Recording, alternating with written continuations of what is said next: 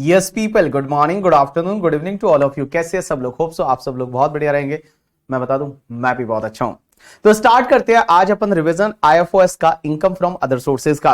अब एक बात समझना, इनकम फ्रॉम अदर सोर्सेज में कौन सी इनकम आती है? जो आपके salary, house property, PGBP, capital gain में नहीं जाती, वो इनकम फ्रॉम अदर सोर्सेज में आ जाती है। सर कौन कौन सी इनकम फ्रॉम अदर सोर्सेज में आती है? सबसे पहले डिविडेंड। अगर आपको डिविडेंड मिलता है, that dividend is taxable under IFOS, वो आईएफओएस में चला जाएगा। उसके बाद में अगर आपका कोई विनिंग का इनकम है, लॉटरी से, पजल से, कार्ड गेम से, हॉर्स रेसेस से विनिंग है, वो विनिंग का इनकम है, कैजुअल इनकम है, वो आपके इनकम फ्रॉम अदर सोर्सेज में जाएगा। उसके बाद अगर एम्प्लॉय का कोई भी कंट्रीब्यूशन है, जो स्टाफ वेलफेयर फंड के लिए है, ईएसआई के लिए है, वो अगर एम्प्लॉयर ने कलेक्ट किया है, एम्प्लॉयर ने कलेक्ट किया है और वो उस फंड में जमा नहीं करवाया up to the due date of that fund, तो अगर नॉर्मली वो पीजीबीपी में टैक्सेबल होता है। बट अगर एम्प्लॉयर का इनकम है वो पीजीबीपी हेड में नहीं जा रहा, अगर एम्प्लॉयर का इनकम आईएफओएस हेड में जा रहा है, तो उस केस में एम्प्लॉयर के हाथ में वो इनकम फ्रॉम अदर सोर्सेज में टैक्सेबल हो जाएगा।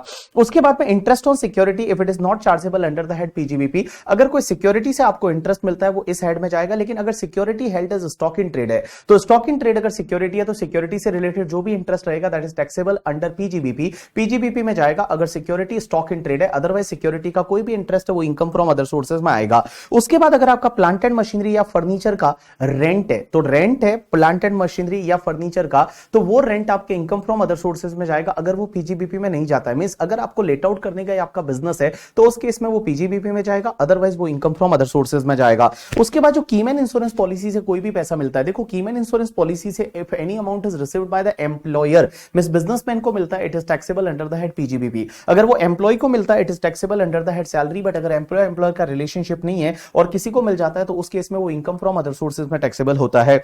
उसके बाद में आपका कंपलसरी एक्वायर्ड हो जाती है कोई प्रॉपर्टी और उसका लेट कंपनसेशन मिलता है, उस पे इंटरेस्ट मिलता है, that interest is taxable under income from other sources. उसके बाद में जो फैमिली पेंशन का कुछ पैसा मिलता है, तो वो यहां पे जाएगा। उसके साथ साथ में इंटरेस्ट मिलता है बैंक डिपॉजिट या लोन पे, या फिर आपका इनकम टैक्स रिफंड का इंटरेस्ट है, वो यहां पे आएगा। Income from subletting of house property, अगर हाउस प्रॉपर्टी को आपने सबलेट किया, क्योंकि हाउस प्रॉपर्टी हेड में इनकम तभी जाती है जब हाउस प्रॉपर्टी का आप ओनर हो। अगर आपने हाउस प्रॉपर्टी किसी से भाड़े पे ली है, रेंट पे ली है, और वही आगे आपने किसी को रेंट पे दी है, तो उस केस में आपकी जो रेंटल इनकम है, वो रेंटल इनकम आपके इनकम फ्रॉम अदर सोर्सेज में टैक्सेबल हो जाएगी। रॉयल्टी का income, agriculture income, director sitting fees as well as salary of the MP, MLA, MLC है, ये आपके इनकम फ्रॉम अदर सोर्सेज में जाती है। और उसके बाद में सबसे इंटरेस्टिंग पार्ट आता है गिफ्ट। एक चीज समझना, जो भी आपका गिफ्ट मिलता है वो gift income from other sources में जाता है। लेकिन आपको दो चीजें ध्यान रखना। सबसे पहली चीज तो, अगर any gift is received by employee from employer, employee को मिलता है एम्प्लॉयर से, it is always taxable under the head salary, वो हमेशा सैलरी हेड में टैक्सेबल हो जाता है। अगर वो मनी में मिलता है तो पूरा टैक्सेबल हो जाता है। लेकिन अगर वो इन काइंड मिलता है, तो इन काइंड में क्या होता है ना, कि अगर वो 5000 रुपीज से कम वैल्यू का है, तो उस केस में वो एग्जेम्प्ट है। लेकिन 5000 या उससे ज्यादा वैल्यू का होता है, तो वो सैलरी हेड में टैक्सेबल होता है। तो एक चीज दिमाग में फिक्स बैठा दो कि एम्प्लॉय को एम्प्लॉयर से कोई भी गिफ्ट मिलता है, it is always taxable under the head salary. उसके बाद एक और चीज ध्यान रखना, अगर कोई भी गिफ्ट मिलता है, कोई भी बेनिफिट मिलता है, कोई परक्विजिट मिलता है, due to business and profession, it is always taxable under the head PGBP, वो हमेशा पीजीबीपी हेड में टैक्सेबल होता है ड्यू टू सेक्शन 28। तो मैंने क्या बोला, any gift due to the business and profession की वजह से आपको मिलता है, तो वो हमेशा आपके पीजीबीपी हेड में टैक्सेबल होता है। बाकी जितने भी गिफ्ट है वो इनकम फ्रॉम अदर सोर्सेज में जाते हैं। लेकिन एक चीज समझना, इनकम फ्रॉम अदर सोर्सेज में अगर आपको कोई भी गिफ्ट मिलता है, या फिर आप असेट है वो लोअर कंसिडरेशन पे एक्वायर करते हो, तो यहां पे एक सेक्शन आती है 56(2)(10), और ये 56(2)(10) सेक्शन है, ये 1 अप्रैल 2017 से एप्लीकेबल होती है। इससे पहले जो सेक्शन हुआ करती थी वो 56(2)(7) हुआ करती थी, और 56(2)(7) है वो 1 अक्टूबर 2009 से स्टार्ट हुई थी, 31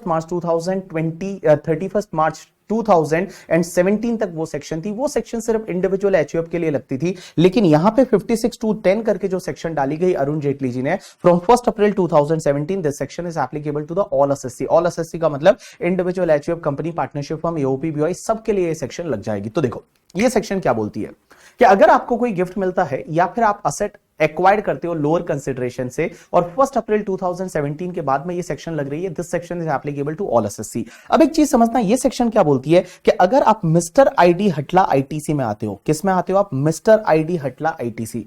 नाउ मिस्टर आईडी हटला आईटीसी क्या होता है अभी मैं आपको बताऊं। मिस्टर आईडी हटला आईटीसी में अगर आते हो ना तो वहां पे सेक्शन 56(2)(7)(2)(10) है, that is the not applicable. ये सेक्शन एप्लीकेबल ही नहीं है। इसका मतलब है कि आपके हाथ में कुछ भी टैक्सेबल नहीं होगा अगर आप मिस्टर आईडी हटला आईटीसी में आते हो तो। लेकिन अगर आप मिस्टर आईडी हटला आईटीसी में नहीं आते तो उस केस में कैसे टैक्सेबल होगा समझने की कोशिश करना। सबसे पहले अगर आपको मनी है वो मनी गिफ्ट में मिल जाती है, और अगर आपको मनी गिफ्ट में मिला और एग्रीगेट मनी 50,000 से ज्यादा है तो टोटल मनी आपके लिए इनकम फ्रॉम अदर सोर्सेज में टैक्सेबल हो जाएगा। यहां एग्रीगेट मनी का मतलब क्या होता है, जैसे 20,000 20,000 20,000 तीन लोगों से मिला, from 3 people I got the 20,000 total is 60,000, individual is not more than 50,000 but aggregate is more than 50,000। सो यहां पे टोटल 60,000 है वो मेरे हाथ में टैक्सेबल हो जाएगा। टोटल 60,000 है वो टोटल 60,000 मेरे हाथ में टैक्सेबल हो जाएगा। तो देखो अगर आप मिस्टर आईडी हटला आईटीसी में आते हो तो उस केस में ये सेक्शन लगेगी नहीं, 56(2)(10) इज नॉट एप्लीकेबल, कुछ भी टैक्सेबल नहीं होगा। लेकिन अगर आप मिस्टर आईडी हटला आईटीसी में नहीं आते हो, आप अदरवाइज में आते हो और आपको गिफ्ट में मनी मिल जाता है,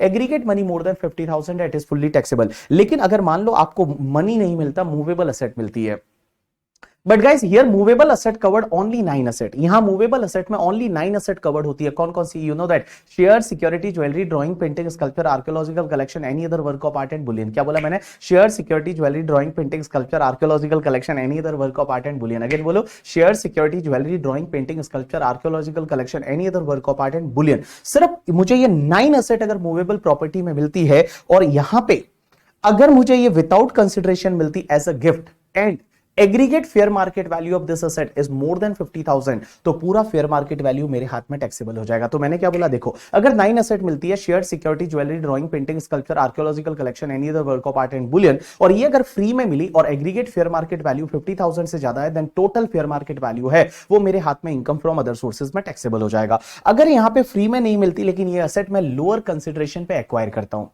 अगर ये असेट फ्री में नहीं मिलती लेकिन ये असेट मैं लोअर कंसिडरेशन में इनएडिक्वेट कंसिडरेशन से एक्वायर करता हूं, तो लॉ मेकर्स बोलते हैं कि aggregate fair market value minus consideration का difference, aggregate fair market value minus consideration का डिफरेंस, वो डिफरेंस अगर 50,000 से ज्यादा है तो डिफरेंस आपके हाथ में इनकम फ्रॉम अदर सोर्सेज में टैक्सेबल हो जाएगा। लास्ट पार्ट, अगर आपको इमूवेबल प्रॉपर्टी मिलता है, इमूवेबल प्रॉपर्टी का मतलब होता है लैंड बिल्डिंग, और लैंड एंड बिल्डिंग है वो अगर आपको फ्री में मिला और पर प्रॉपर्टी एसडीवी 50,000 से ज्यादा है, then it is fully taxable.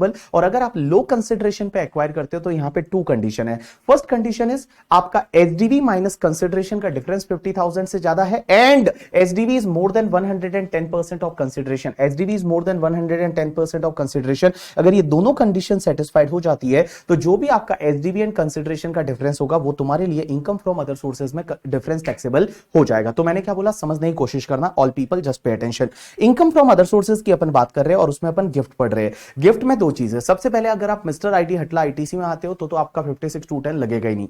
But अगर आप अदरवाइज में आते हो, अदरवाइज में आए और आपको मनी गिफ्ट में मिला और aggregate money more than 50,000 it is fully taxable. अगर आपको मूवेबल असेट मिलती है but movable asset covered only 9 asset, that is share, security, jewellery, drawing, painting, sculpture, archaeological collection, any other work of art and bullion, ये asset मिलती है। अगर आपको free of cost मिली, aggregate fair market value more than 50,000 it is fully taxable. अगर आपको low consideration से मिलती है तो एग्रीगेट एफएमवी माइनस कंसिडरेशन का डिफरेंस 50,000 से ज्यादा है तो डिफरेंस इज टैक्सेबल। अगर आपको इमूवेबल प्रॉपर्टी मिलती है फ्री में, पर प्रॉपर्टी एसडीवी 50,000 से ज्यादा है, पूरा एसडीवी इज टैक्सेबल। बट अगर आपको लो कंसिडरेशन से मिलता है तो पर प्रॉपर्टी एसडीवी माइनस कंसिडरेशन का डिफरेंस 50,000 से ज्यादा है and SDV is more then 110% of consideration, तो उस केस में आपका डिफरेंस है वो डिफरेंस टैक्सेबल हो जाएगा under income from other sources. But sir question ही आता है कि सर आप बोल रहे हो मिस्टर आईडी हटला आईटीसी में आते हो तो ये सेक्शन नहीं लगेगी, what is the meaning of the mister ID हटला आईटीसी? यहां पे एम का मतलब होता है आपको on the occasion of marriage, अगर आपको मैरिज के टाइम पे कोई भी असेट ये मिलती है तो उस केस में ये सेक्शन नहीं लगेगी। एम आर, मिस्टर आईडी हटला आईटीसी, आर मींस रिलेटिव, अगर आपको रिलेटिव से मिलता है तो ये सेक्शन नहीं लगेगी। बट क्वेश्चन ये आता है रिलेटिव के डेफिनेशन में कौन कौन आएगा, तो मैं अगर बात करूं रिलेटिव यहां पे सिर्फ इंडिविजुअल और एचयूएफ के लिए बोला गया है। तो इंडिविजुअल के लिए रिलेटिव कौन होता है? सबसे पहला रिलेटिव उसका स्पाउस और उसकी स्पाउस, मींस अगर लाइक मेल है तो फीमेल उसकी स्पाउस करके, ठीक है, और फीमेल है तो उसके हस्बैंड करके स्पाउस। तो असेसी जो इंडिविजुअल है उसके स्पाउस रिलेटिव में आ जाएगा। उसके बाद इंडिविजुअल का ब्रदर एंड ब्रदर की स्पाउस भी रिलेटिव होगी, इंडिविजुअल के सिस्टर एंड सिस्टर के स्पाउस भी रिलेटिव में आएंगे, उस इंडिविजुअल के स्पाउस के ब्रदर मीन्स स्पाउस के ब्रदर मीन्स साला, साला और उनकी जो वाइफ है वो भी इस रिलेटिव में आएगी। इंडिविजुअल के स्पाउस की सिस्टर मीन्स साली और साली के हस्बैंड दैट इज साडू भाई, वो भी आपके रिलेटिव में आ जाएंगे। इंडिविजुअल के मदर फादर रिलेटिव में आएंगे, मदर फादर के ब्रदर और ब्रदर के स्पाउस और सिस्टर के स्पाउस ये भी रिलेटिव में आ जाएंगे। अगर आप मदर के ब्रदर की बात करोगे तो दैट इज द मामा मामी हो जाएंगे, और मदर के सिस्टर मीन्स मासी और मौसा जी। फादर के ब्रदर का मतलब क्या होता है अंकल आंटी, और फादर के सिस्टर का मतलब बुआ एंड फूफा जी है, वो भी आपके रिलेटिव में आ जाएंगे। और इस इंडिविजुअल के जो भी लीनियल असेंडेंट एंड उनके स्पाउस रहेंगे वो भी रिलेटिव में आएंगे। लीनियल असेंडेंट का मतलब होता है दादाजी दादीजी परदादा परदादी नाना नानी परनाना परनानी, अगर वो जिंदा है तो सब रिलेटिव में आ जाएंगे। उसके बाद उस इंडिविजुअल के स्पाउस के मदर एंड फादर में सास ससुर होते हैं वो भी रिलेटिव में आएंगे, और स्पाउस के लीनियल असेंडेंट एंड स्पाउस है वो भी रिलेटिव में आ जाएंगे। और उसके बाद दोनों की मेहनत that is lineal descendant and their spouse है वो भी रिलेटिव में आ जाएंगे। मींस अगर मान लो आपका बेटा है बहू है करके, ठीक है, वो रिलेटिव में आएंगे, उनके बच्चे हैं वो रिलेटिव में आ जाएंगे। आपकी अगर बेटी है दामाद जी है वो रिलेटिव में आएंगे, उनके बच्चे हैं वो भी आपके रिलेटिव में आ जाएंगे। और एचयूएफ के लिए रिलेटिव होता है any member of the HUF, HUF के लिए any member of the HUF वो रिलेटिव होगा। अब एक और चीज समझना, ऐसा जरूरी नहीं है कि अगर कोई पर्सन आपके लिए रिलेटिव है तो आप भी उसके लिए रिलेटिव हो, that is not necessary. If any person is your relative, it is not necessary that you are also relative of that person. I can take one example. For me, my uncle is relative. मेरे लिए मेरे uncle relative है, क्योंकि मेरे father के like brother वो आ जाएंगे तो वो रिलेटिव है। लेकिन अंकल के लिए मैं रिलेटिव नहीं हूं, क्योंकि अगर अंकल को आप यहां पे पुट करते हो तो अंकल के लिए मेरे फादर तो रिलेटिव है बट मैं रिलेटिव नहीं हूं। तो एक चीज ध्यान रखना, मुझे अगर मेरे अंकल से कुछ भी गिफ्ट मिलता है, मुझे मेरे अंकल से कोई भी गिफ्ट मिलता है, मुझे मेरे अंकल से कोई भी गिफ्ट मिलता है तो वो एग्जेम्प्ट है, लेकिन अंकल को मेरे से कोई गिफ्ट मिलता है तो उस केस में वो टैक्सेबल हो जाएगा। उसके बाद में एक और चीज समझना, तो मिस्टर आईडी हटला में एम का मतलब होता है मैरिज, आर का मतलब आपको रिलेटिव से मिलता है। उसके बाद आई का मतलब होता है कि अगर आपको इनहेरिटेंस में कुछ मिलता है, डी का मतलब इन कंटेम्पलेशन ऑफ डेथ अगर आपको कोई मिलता है, एच का मतलब होता है कि फ्रॉम एनी हॉस्पिटल या मेडिकल इंस्टीट्यूशन आपको कोई भी गिफ्ट वगैरह मिलता है। उसके बाद यू का मतलब होता है फ्रॉम यूनिवर्सिटी और एजुकेशनल इंस्टीट्यूशन, और टी का मतलब होता है फ्रॉम और by any trust registered under section 12AA 12AB। जो 12AA 12AB में जो एनजीओस वगैरह रजिस्टर्ड होते हैं उनसे या फिर उनको कोई भी मिलता है तो उस केस में ये सेक्शन नहीं लगेगी। एलए का मतलब होता है आपको कोई लोकल अथॉरिटी से कुछ भी मिलता है तो उस केस में 56(2)(10) नहीं लगेगी। उसके बाद आईटीसी का मतलब क्या, आई का मतलब अगर कोई इंडिविजुअल है और इंडिविजुअल ने किसी प्राइवेट ट्रस्ट को कोई गिफ्ट किया और वो प्राइवेट ट्रस्ट है ना वो इंडिविजुअल के रिलेटिव के बेनिफिट के लिए बनाया गया है तो उस केस में उस ट्रस्ट के हाथ में 56(2)(10) नहीं लगेगा। तो मैंने क्या बोला, किसी भी इंडिविजुअल ने किसी ट्रस्ट को गिफ्ट किया और वो ट्रस्ट है वो इंडिविजुअल के रिलेटिव के लिए बनाया गया है तो यहां पे बेटा 56(2)(10) है वो नहीं लगेगा। उसके बाद यहां पे टी का मतलब होता है कि अगर मान लो यहां ऊपर मैंने क्या बताया था कि from any hospital, from any university and all, but अगर बाय एनी हॉस्पिटल और बाय यूनिवर्सिटी अगर मिला तो क्या उसमें 56(2)(10) लगेगा या नहीं, नहीं लगेगा। यहां पे इन्होंने क्लेरिफाई किया कि by any trust, any fund, any hospital, medical institution, university, educational institution जो कि सेक्शन 1023C में रेफर कर रखे हैं वहां पे ये सेक्शन नहीं लगेगी। और उसके बाद सी का मतलब certain transaction not regarded as transfer. You know that अपन ने बहुत सारे ट्रांजेक्शन सेक्शन 47 में कैपिटल गेन में पढ़ा था, कुछ ट्रांजेक्शन ऐसे होते हैं जो ट्रांसफर नहीं माना जाता, उसके केस में आपको कैपिटल गेन नहीं लगता। तो वहां पे इन्होंने बोला कि अगर वो ट्रांजैक्शन कुछ होते हैं, उसमें से कुछ ट्रांजैक्शन यहां पे नोटिफाई किए हैं कि वो ट्रांजैक्शन के केस में 56(2)(10) नहीं लगेगा। कौन कौन से, सबसे पहले अगर क्लॉज नंबर 1 में जो दे रखा है, क्लॉज नंबर 1 की बात होती है कि अगर एचयूएफ का पार्टीशन हो जाता है और एचयूएफ के पार्टीशन के बाद में असेट है वो मेंबर में बांटी जाती है तो मेंबर के हाथ में 56(2)(10) नहीं लगेगा। उसके बाद clause number 4 and clause number 5 जो है वो रहता है होल्डिंग टू सब्सिडरी और सब्सिडरी टू होल्डिंग। अगर होल्डिंग कंपनी ने 100% सब्सिडरी कंपनी को असेट ट्रांसफर किया, सब्सिडरी कंपनी ने 100% होल्डिंग कंपनी उसको असेट ट्रांसफर की तो उस केस में बेटा 56(2)(10) नहीं लगेगा। और उसके बाद के जितने भी क्लॉज है ना उसके लिए आप सिर्फ इतना याद रखिए, अमलगमेशन डीमर्जर, कि जब भी अमलगमेशन डीमर्जर हो जाता है और अमलगमेशन डीमर्जर में जो नई कंपनी को असेट मिलती है उस केस में 56(2)(10) नहीं लगेगा, या फिर जो शेयर होल्डर को नई कंपनी के शेयर्स मिलते हैं उसमें आपको 56(2)(10) नहीं लगेगा। उसके बाद में एक और नोटिफिकेशन है कि यहां पे गवर्नमेंट नोटिफिकेशन निकाल के और भी कुछ ऐसे ट्रांजैक्शन नोटिफाई कर सकती है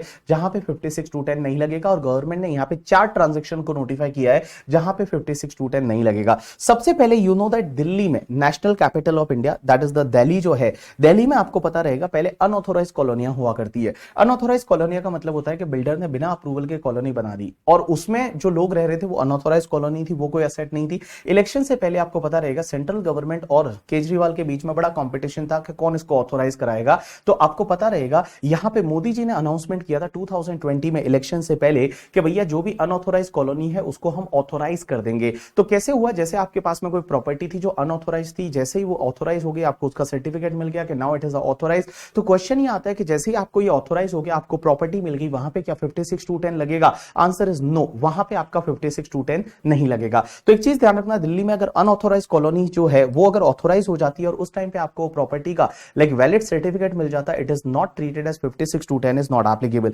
उसके बाद एक चीज समझना, किसी भी कंपनी के शेयर होल्डर को, किसी कोई पर्सन है उसको अगर अनकोटेड शेयर मिलते हैं किसी सब कंपनी के या उसकी सब्सिडरी कंपनी के या सब्सिडरी टू सब्सिडरी कंपनी के, जिसकी एप्लीकेशन है वो सेक्शन 241 242 लग चुका है। सेक्शन 241 242 कंपनीज एक्ट में क्या होता है आपको पता है, जब भी कुछ भी फ्रॉड होता है या मिस रिप्रेजेंटेशन मिसमैनेजमेंट होता है तो सेंट्रल गवर्नमेंट क्या करती है, उसके बोर्ड को हटा देती है और नए डायरेक्टर वगैरह अपॉइंट करती है। तो उस केस में क्या हुआ कि यहां पे सेंट्रल गवर्नमेंट ने बोर्ड को सस्पेंड कर दिया और यहां पे न्यू डायरेक्टर अपॉइंट किए हैं सेंट्रल गवर्नमेंट ने, और उसके बाद में एनसीएलटी ने एक प्लान अप्रूव किया है और अकॉर्डिंगली अगर आपको कोई शेयर मिलते हैं तो वहां पे 56(2)(10) नहीं लगेगा। तो मैंने क्या बोला, अगर किसी कंपनी के आपको अनकोटेड शेयर मिलते हैं जिसका एनसीएलटी ने प्लान अप्रूव किया है और वहां पे सेक्शन 241 242 कंपनीज एक्ट की लग गई थी और उसके शेयर मिलते हैं तो वहां पे 56(2)(10) नहीं लगेगा। उसके बाद आपको पता रहेगा 2020 में यस बैंक को लेकर बड़ी दिक्कतें हुई थी। तो यस बैंक के गवर्नमेंट ने क्या किया था, यस बैंक का जो शेयर था ना वो ऑलरेडी उस टाइम पे 20-30 रुपीज पे चल रहा था और यस बैंक जो है गवर्नमेंट एक उसकी स्कीम लेके आई थी, that is the yes bank limited का रिकंस्ट्रक्शन स्कीम, और लोगों को 12 रुपीज में शेयर दिया था। जो बड़े बड़े इन्वेस्टर है उनको 12 रुपीज में शेयर दिया था। उसमें आईसीआईसीआई बैंक है, एचडीएफसी है, एसबीआई है, बहुत सारी बैंक्स ने वगैरह उसमें इन्वेस्ट किया था यस बैंक ने, और उनको कम रेट पे शेयर दिया था। तो क्वेश्चन ये आता है फेयर मार्केट वैल्यू से कम पे दिया जा रहा है तो क्या यहाँ पे 56(2)(10) लग जाएगा? आंसर इज नो, यहाँ पे 56(2)(10) नहीं लगेगा। और लास्ट वाला पार्ट, अभी गवर्नमेंट क्या कर रही है, स्ट्रेटेजिक डिसइन्वेस्टमेंट कर रही है। तो क्या होता है कि अगर आपको किसी पब्लिक सेक्टर कंपनी के शेयर मिल जाते हैं, आपको इक्विटी शेयर मिलते हैं पब्लिक सेक्टर कंपनी के, किससे मिलते हैं, सेंट्रल गवर्नमेंट से या स्टेट गवर्नमेंट से, अंडर द स्ट्रेटेजिक डिसइन्वेस्टमेंट, तो वहां पे आपका 56(2)(10) नहीं लगेगा। एग्जांपल के लिए ले लेते, आपको याद रहेगा अभी अपना एयर इंडिया है, तो एयर इंडिया को टाटा को बेच दिया गया, तो टाटा को एयर इंडिया के शेयर मिल गए। तो क्वेश्चन ये आता है कि अगर मान लो मार्केट वैल्यू से कम पे मिले तो क्वेश्चन यहां पे ये आता है कि 56(2)(10) लग जाएगा? आंसर इज नो, यहां पे 56(2)(10) है वो नहीं लगेगा। अब एक और चीज समझना, प्रॉपर्टी की डेफिनेशन में सिर्फ यही वाली 10 असेट आती है, इसके अलावा कुछ भी नहीं आती करके, ठीक है।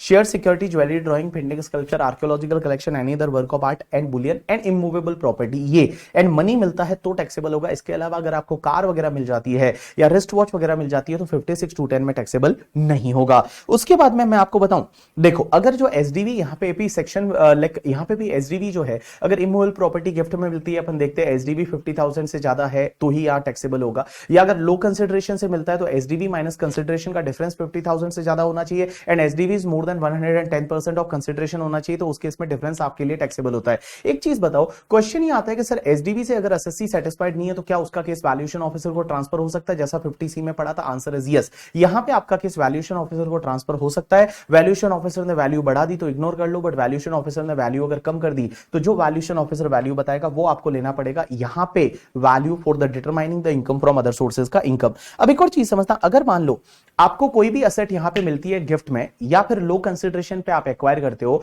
और अगर आपने एसडीवी या एफएमवी पे आईएफओएस में टैक्स भर दिया, मींस आपको 56(2)(10) लग गया, तो ध्यान रखना जिस वैल्यू पे आपने टैक्स भरा है ना वो तुम्हारी कॉस्ट ऑफ एक्विजिशन बन जाएगी। नॉर्मली क्या होता है, जब भी आपको कोई असेट गिफ्ट में मिलती है तो हम कॉस्ट क्या लेते हैं, प्रीवियस ओनर का, period of holding previous owner, indexation वगैरह भी प्रीवियस ओनर से। लेकिन अगर आपको कोई भी असेट गिफ्ट में मिलती है या लो कंसिडरेशन पे एक्वायर करते हो और आपने अगर 56(2)(10) में टैक्स भर दिया, 56(2)(10) आपके हाथ में लग गई, एफएमवी एसडीवी पे आपने टैक्स भर दिया, तो जिस वैल्यू पे आपने टैक्स भरा है ना वो आपकी क्या बन जाएगी, कॉस्ट ऑफ एक्विजिशन बन जाएगी। ऐसा सेक्शन 49(4) है वो कहती है, ऐसा सेक्शन 49(4) कहती है। एक और चीज ध्यान रखना है यहां पे कि 56(2)(10) आपको तभी लगेगा ना जो असेट आपको मिल रही है अंडर अ गिफ्ट या फिर लो कंसिडरेशन पे एक्वायर कर रहे हो वो आपके लिए कैपिटल असेट है। अगर वो आपके लिए स्टॉक इन ट्रेड है ना तो 56(2)(10) नहीं लगेगा। मैं जो भी असेट आपको मिल रही है वो अगर आपके लिए कैपिटल असेट है तो ही ये सेक्शन लगेगी, अगर वो स्टॉक इन ट्रेड है तो 56(2)(10) नहीं लगेगा। एक और चीज समझना, इंडिया के बाहर अगर किसी रेजिडेंट ने नॉन रेजिडेंट को मनी गिफ्ट किया ना वहां पे भी 56(2)(10) है वो लग जाएगा।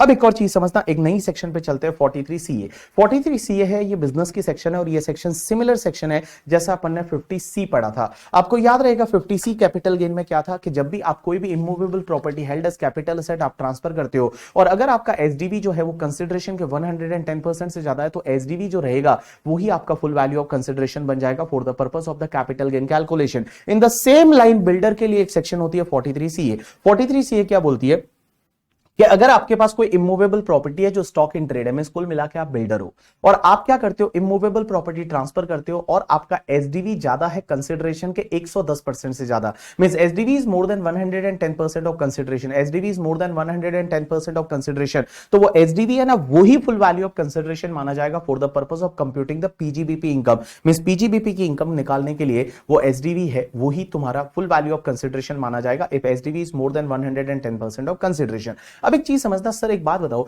बिल्डर अगर एसडीवी से सेटिस्फाइड नहीं है तो केस क्या वैल्यूएशन ऑफिसर को ट्रांसफर हो सकता है? Answer is yes. जैसा अपन ने 50 सी में पढ़ा था, जैसा 56 टू 10 में पढ़ा था, वैसे ही यहां पे आपका केस है वो वैल्यूएशन ऑफिसर को ट्रांसफर हो सकता है। वैल्यूएशन ऑफिसर ने वैल्यू बढ़ाई तो छोड़ दो, कम कर दी तो वो वैल्यू ले लो यहां पे। अब एक और चीज समझना, यहां पे अगर 3 कंडीशन सेटिस्फाइड होती है तो आपको क्या करना पड़ेगा कि जो 10% का टॉलरेंस बैंड है ना वो 20% का हो जाएगा। अगर 3 कंडीशन सेटिस्फाइड होती है तो जो टॉलरेंस बैंड 10% का है वो 20% का हो जाएगा। मींस आपका SDV more than 120% of consideration है तभी एसडीवी को फुल वैल्यू ऑफ कंसिडरेशन लेंगे, अदरवाइज आपका सेल कंसिडरेशन है उसको ही हम कंसिडरेशन ले लेंगे इस पर्टिकुलर सेक्शन में। ये 3 कंडीशन कौन कौन सी है? पहली कंडीशन ये है कि अगर कोई भी बिल्डर है वो प्रॉपर्टी को बेच रहा है, वो प्रॉपर्टी को बेच रहा है बिटवीन 12 नवंबर 2020 से लेकर 30 जून 2021, मींस 12 नवंबर 2020 से लेकर 30 जून 2021 के बीच में ट्रांजैक्शन हुआ है, मींस ट्रांसफर हुआ है वो इस पर्टिकुलर पीरियड में हुआ है और वो रेसिडेंशियल प्रॉपर्टी है। मींस पहली कंडीशन रेसिडेंशियल प्रॉपर्टी है और वो रेसिडेंशियल प्रॉपर्टी है वो 12 नवंबर 2020 से लेकर 30 जून 2021 के बीच में ट्रांसफर हुई है, मिस बिल्डर ने ट्रांसफर की है। दूसरी कंडीशन ये है कि ये रेसिडेंशियल प्रॉपर्टी है ना, ये as a first time allotment है किसी को।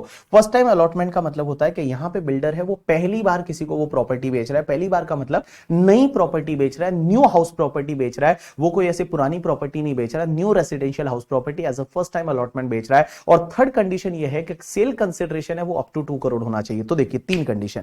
पहली कंडीशन क्या बोला मैंने कि ट्रांजैक्शन होना चाहिए वो 12 नवंबर 2020 से लेकर 30 जून 2021 के बीच में होना चाहिए। दूसरी कंडीशन ये है कि यहां पे लाइक फर्स्ट टाइम अलॉटमेंट होना चाहिए एज अ रेसिडेंशियल यूनिट का। एंड थर्ड कंडीशन ये है कि कंसिडरेशन 2 करोड़ से ज्यादा नहीं होना चाहिए, means maximum up to 2 crore होना चाहिए। If all the 3 conditions are satisfied then इस केस में टॉलरेंस जो है वो 10% की जगह हम 20% का देखेंगे, means SDV is more then 120% of consideration, तभी अपन एसडीवी लेंगे, अदरवाइज जो कंसिडरेशन है वही फुल वैल्यू ऑफ कंसिडरेशन माना जाएगा। अब एक और चीज समझना सर, क्वेश्चन यहां पे ये आता है कि जब सर 43 सीए में ये अमेंडमेंट हुआ तो सर 56 टू 10 में अगर कोई रेसिडेंशियल प्रॉपर्टी बिल्डर से खरीद रहा है, अगर मैं खरीद रहा हूं और मैं जब खरीद रहा हूं लो कंसिडरेशन पे खरीद रहा हूं, और वहां पे क्या होता है कि जब आप लो कंसिडरेशन से खरीदते हो तो एसडीवी माइनस कंसिडरेशन का डिफरेंस मोर देन 50,000 है and SDV is more then 110% of consideration है, तो डिफरेंस आपके लिए इनकम फ्रॉम अदर सोर्सेज में टैक्सेबल हो जाएगा। तो क्या वहां पे भी 20% का टॉलरेंस बैंड मिलेगा या नहीं 56 टू 10 में?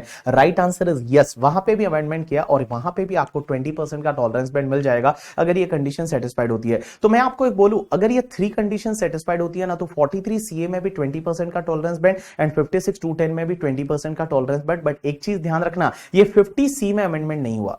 This amendment is not for 50 C guys, this amendment is only for the like 43 CA and 56 two 10 के लिए है, ये 50 सी के लिए ये अमेंडमेंट नहीं है। अब एक और चीज समझना सर, एक बात बताओ, आपको पता है आपने हमको 50 सी में बताया था कि स्टैंप ड्यूटी वैल्यू कौन सी डेट की लेने की, डेट ऑफ अग्रीमेंट की लेने की, डेट ऑफ रजिस्ट्रेशन की लेने की। तो मैंने बोला था आपको नॉर्मली डेट ऑफ रजिस्ट्रेशन का लेना, बट डेट ऑफ अग्रीमेंट या उससे पहले पहले कुछ ना कुछ पैसा मिल गया हो by account payee cheque, account payee demand draft, any mode of electronic clearing system through bank account और any other electronic mode as may be prescribe up to the date of agreement, तो उस case में आप क्या कर सकते हैं, agreement की डेट का एसडीवी ले सकते हैं। तो उस केस में आप अग्रीमेंट की डेट का एसडीवी ले सकते हैं। तो क्या 43 सीए में भी ऐसा बेनिफिट मिलेगा? आंसर इज यस, 43 सीए में भी ऐसा बेनिफिट मिलेगा और 43 सीए में भी आप अग्रीमेंट की डेट का एसडीवी ले सकते हैं। एज वेल एज मैं बता दूं 56 टू 10 में भी ऐसा मिलेगा।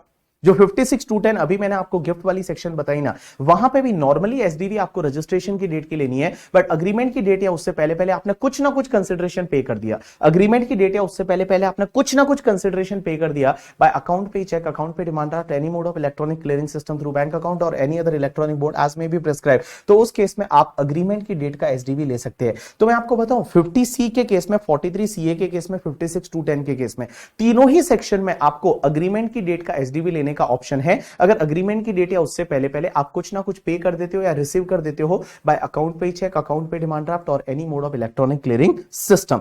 अब एक और चीज समझना, नेक्स्ट सेक्शन पे चलते हैं 5627B।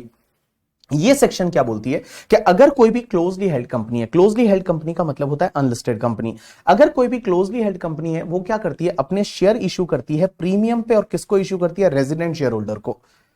अगर कोई क्लोजली हेल्ड कंपनी है वो अपने शेयर इशू करती है रेजिडेंट शेयर होल्डर को प्रीमियम पे, तो उस केस में जो भी issue price minus fair market value of share है ना, ये difference income from other sources में टैक्सेबल हो जाएगा। तो आप कैसे याद रखेंगे कि अगर कोई भी क्लोजली हेल्ड कंपनी है वो अपने शेयर इशू करती है किसको, रेजिडेंट शेयर होल्डर को, और प्रीमियम पे इशू करती है, तो उस केस में जो भी issue price of the share है minus fair market value of the share, जो डिफरेंस रहेगा वो difference income from other sources में टैक्सेबल हो जाएगा। इसी को प्रैक्टिकल लाइफ में एंजल टैक्स बोलते हैं। आपने बहुत बार सुना होगा कि स्टार्टअप पे एंजल टैक्स लगता है। एंजल टैक्स इसी को बोलते हैं कि जब भी क्लोजली हेल्ड कंपनी है वो शेयर इशू करती है प्रीमियम पे, तो जो भी issue price minus fair market value of the share रहेगा वो डिफरेंस आपके लिए इनकम फ्रॉम अदर सोर्सेज में टैक्सेबल हो जाएगा। लेकिन एक चीज समझना, ये सेक्शन नहीं लगेगी। ये जो सेक्शन मैंने आपको बताई ना, ये सेक्शन कहां पे नहीं लगेगी, दो केसेस में नहीं लगेगी। सबसे पहले तो अगर कोई भी वेंचर कैपिटल अंडरटेकिंग है उसको कंसिडरेशन मिलता है, मींस वेंचर कैपिटल अंडरटेकिंग है वो शेयर इशू करती है वेंचर कैपिटल फंड को, वेंचर कैपिटल कंपनी को, या फिर ऑल्टरनेट इन्वेस्टमेंट फंड कैटेगरी 1 और 2 को,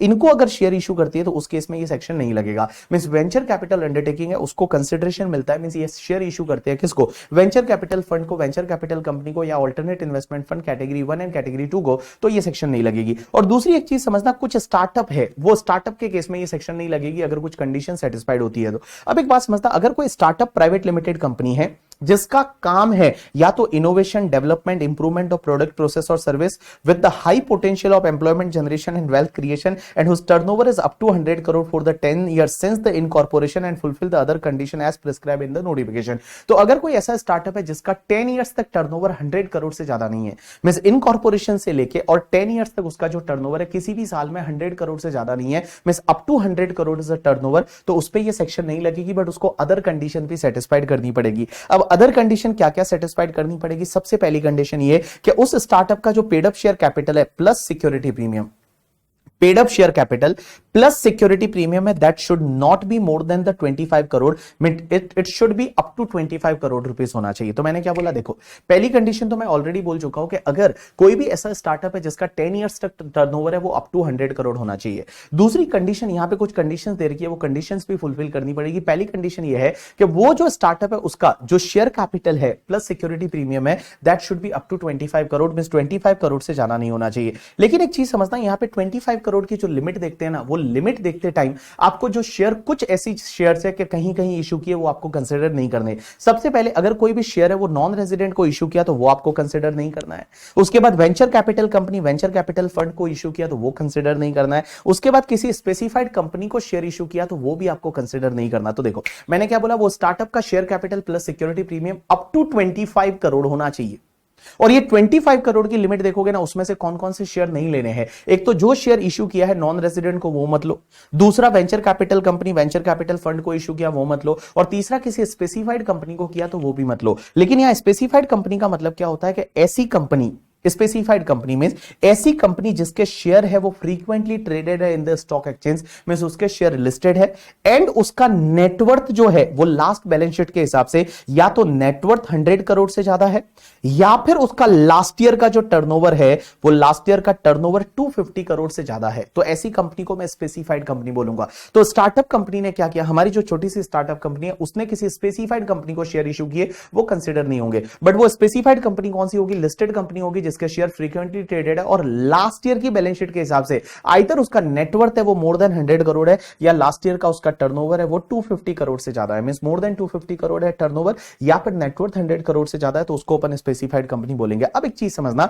इसके साथ साथ कुछ और कंडीशन भी सेटिस्फाइड करनी है। कौन कौन सी? सबसे पहले कि जो भी हमारी स्टार्टअप कंपनी है ना, वो स्टार्टअप कंपनी इन्वेस्ट नहीं करेगी इन असेट में। यहां पे कुछ असेट्स दे रखी है कि इन असेट्स में इन्वेस्ट नहीं करेगी हमारी स्टार्टअप कंपनी। कितने साल तक पता है? 7 year from the end of the latest financial year in which share issued at premium. Means जिस फाइनेंशियल ईयर में उन्होंने प्रीमियम पे शेयर इशू हुआ, उस ईयर के एंड से 7 ईयर तक, उस ईयर के एंड से 7 ईयर तक ये कंपनी इन्वेस्ट नहीं करेगी। कहां पे इन्वेस्ट नहीं करेगी? सबसे पहली कंडीशन कि हमारी स्टार्टअप कंपनी कोई भी रेसिडेंशियल हाउस परचेज नहीं कर सकती, कोई भी रेसिडेंशियल हाउस परचेज नहीं कर सकती। बट अगर मान लो residential house held as stock in trade है तो चलेगा, या रेसिडेंशियल हाउस के रेंटिंग का ही बिजनेस चालू कर दिया तो चलेगा, कोई प्रॉब्लम नहीं। तो पहला क्या बोला मैंने कि हमारी जो कंपनी है startup company, they can not invest in the residential house property. But suppose residential house property is held as a stock in trade, या फिर रेसिडेंशियल हाउस प्रॉपर्टी के रेंटिंग का ही बिजनेस है, तो उस केस में खरीद सकते हैं, कोई दिक्कत नहीं है।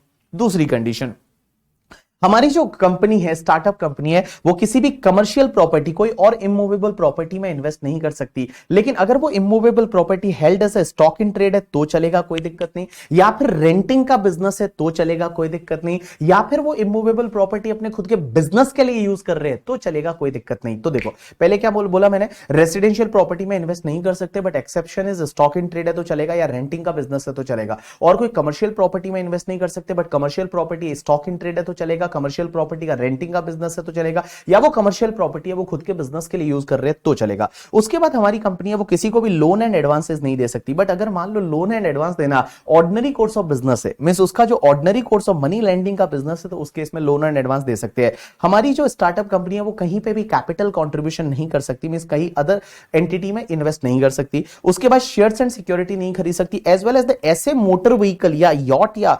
एयरक्राफ्ट नहीं खरीद सकती जिसका वैल्यू 10 लाख से ज्यादा है। तो मैंने क्या बोला, अगर हमारी जो कंपनी है स्टार्टअप कंपनी है, कोई भी ऐसा मोटर व्हीकल, एयरक्राफ्ट या यॉट नहीं खरीद सकती जिसकी वैल्यू 10 लाख से ज्यादा है। Means up to 10 lakh rupees वाला कोई भी छोटो मोटो कार खरीद सकती है, बाकी कार वगैरह नहीं खरीद सकती। लेकिन एक बात समझना, अगर मान लो उनका ये मोटर व्हीकल या एयरक्राफ्ट या यॉट के अगर मान लो उसके लेटिंग आउट का बिजनेस है, या फिर उसको as a stock in trade held करते हैं और वो ज्यादा वैल्यू का है तो चलेगा, कोई दिक्कत नहीं है। मींस लेटिंग आउट का बिजनेस है, हायरिंग का बिजनेस है, या फिर मान लो उसको as a stock in trade रख रहे हैं तो चलेगा, तो वो इन्वेस्ट कर सकते हैं। उसके बाद में ये ज्वेलरी में इन्वेस्ट नहीं कर सकते, लेकिन ज्वेलरी अगर ऑर्डिनरी कोर्स ऑफ बिजनेस में है तो इन्वेस्ट कर सकते हैं, कोई दिक्कत नहीं। उसके बाद drawing, painting, archaeological collection, sculpture, any other work of art and Boolean है, इसमें इन्वेस्ट नहीं कर सकते। अब एक चीज समझना, अगर मान लो कोई स्टार्टअप कंपनी ने अभी शेयर इशू की है बट वो कंडीशन सेटिस्फाइड कर रही थी, तो उस पे 56(2)(10) नहीं लगेगा। लेकिन मान लो 4-5 साल के बाद कुछ वायलेशन हो गया, 5 साल के बाद ऐसी कोई मोटर व्हीकल BMW कार खरीद ली करके और वो स्टॉक इन ट्रेड वगैरह नहीं है, तो वायलेशन हुआ।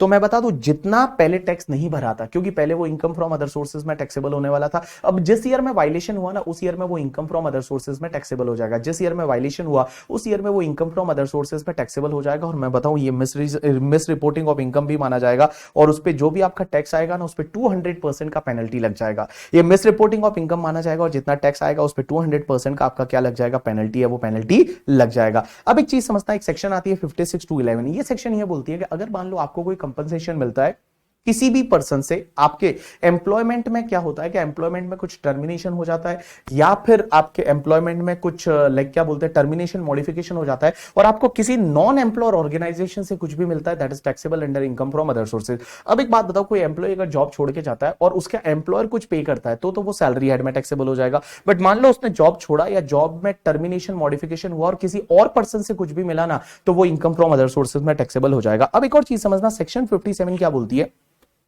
कि जब भी आप इनकम फ्रॉम अदर सोर्सेज में कोई भी इनकम टैक्सेबल करते हो तो उसके सामने कुछ खर्चे अलाउ होते हैं। लेकिन कौन कौन से खर्चे अलाउ होते हैं, क्या लिमिट्स है, वो समझने की कोशिश करना। सबसे पहली चीज, अगर आपका कोई भी डिविडेंड है या फिर income from UTI mutual fund है, इसके सामने सिर्फ एक ही खर्चा अलाउ होगा, दैट इज द इंटरेस्ट का।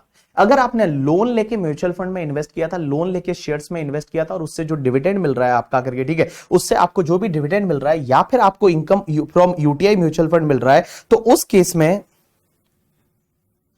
केस में वो आपके लिए लाइक अलाउड जो होगा ना, उसमें सिर्फ एक ही चीज अलाउड होगी, that is the interest. Interest को छोड़ के कुछ भी अलाउ नहीं होगा। तो मैंने क्या बोला, ऑल पीपल वापस से समझने की कोशिश करना।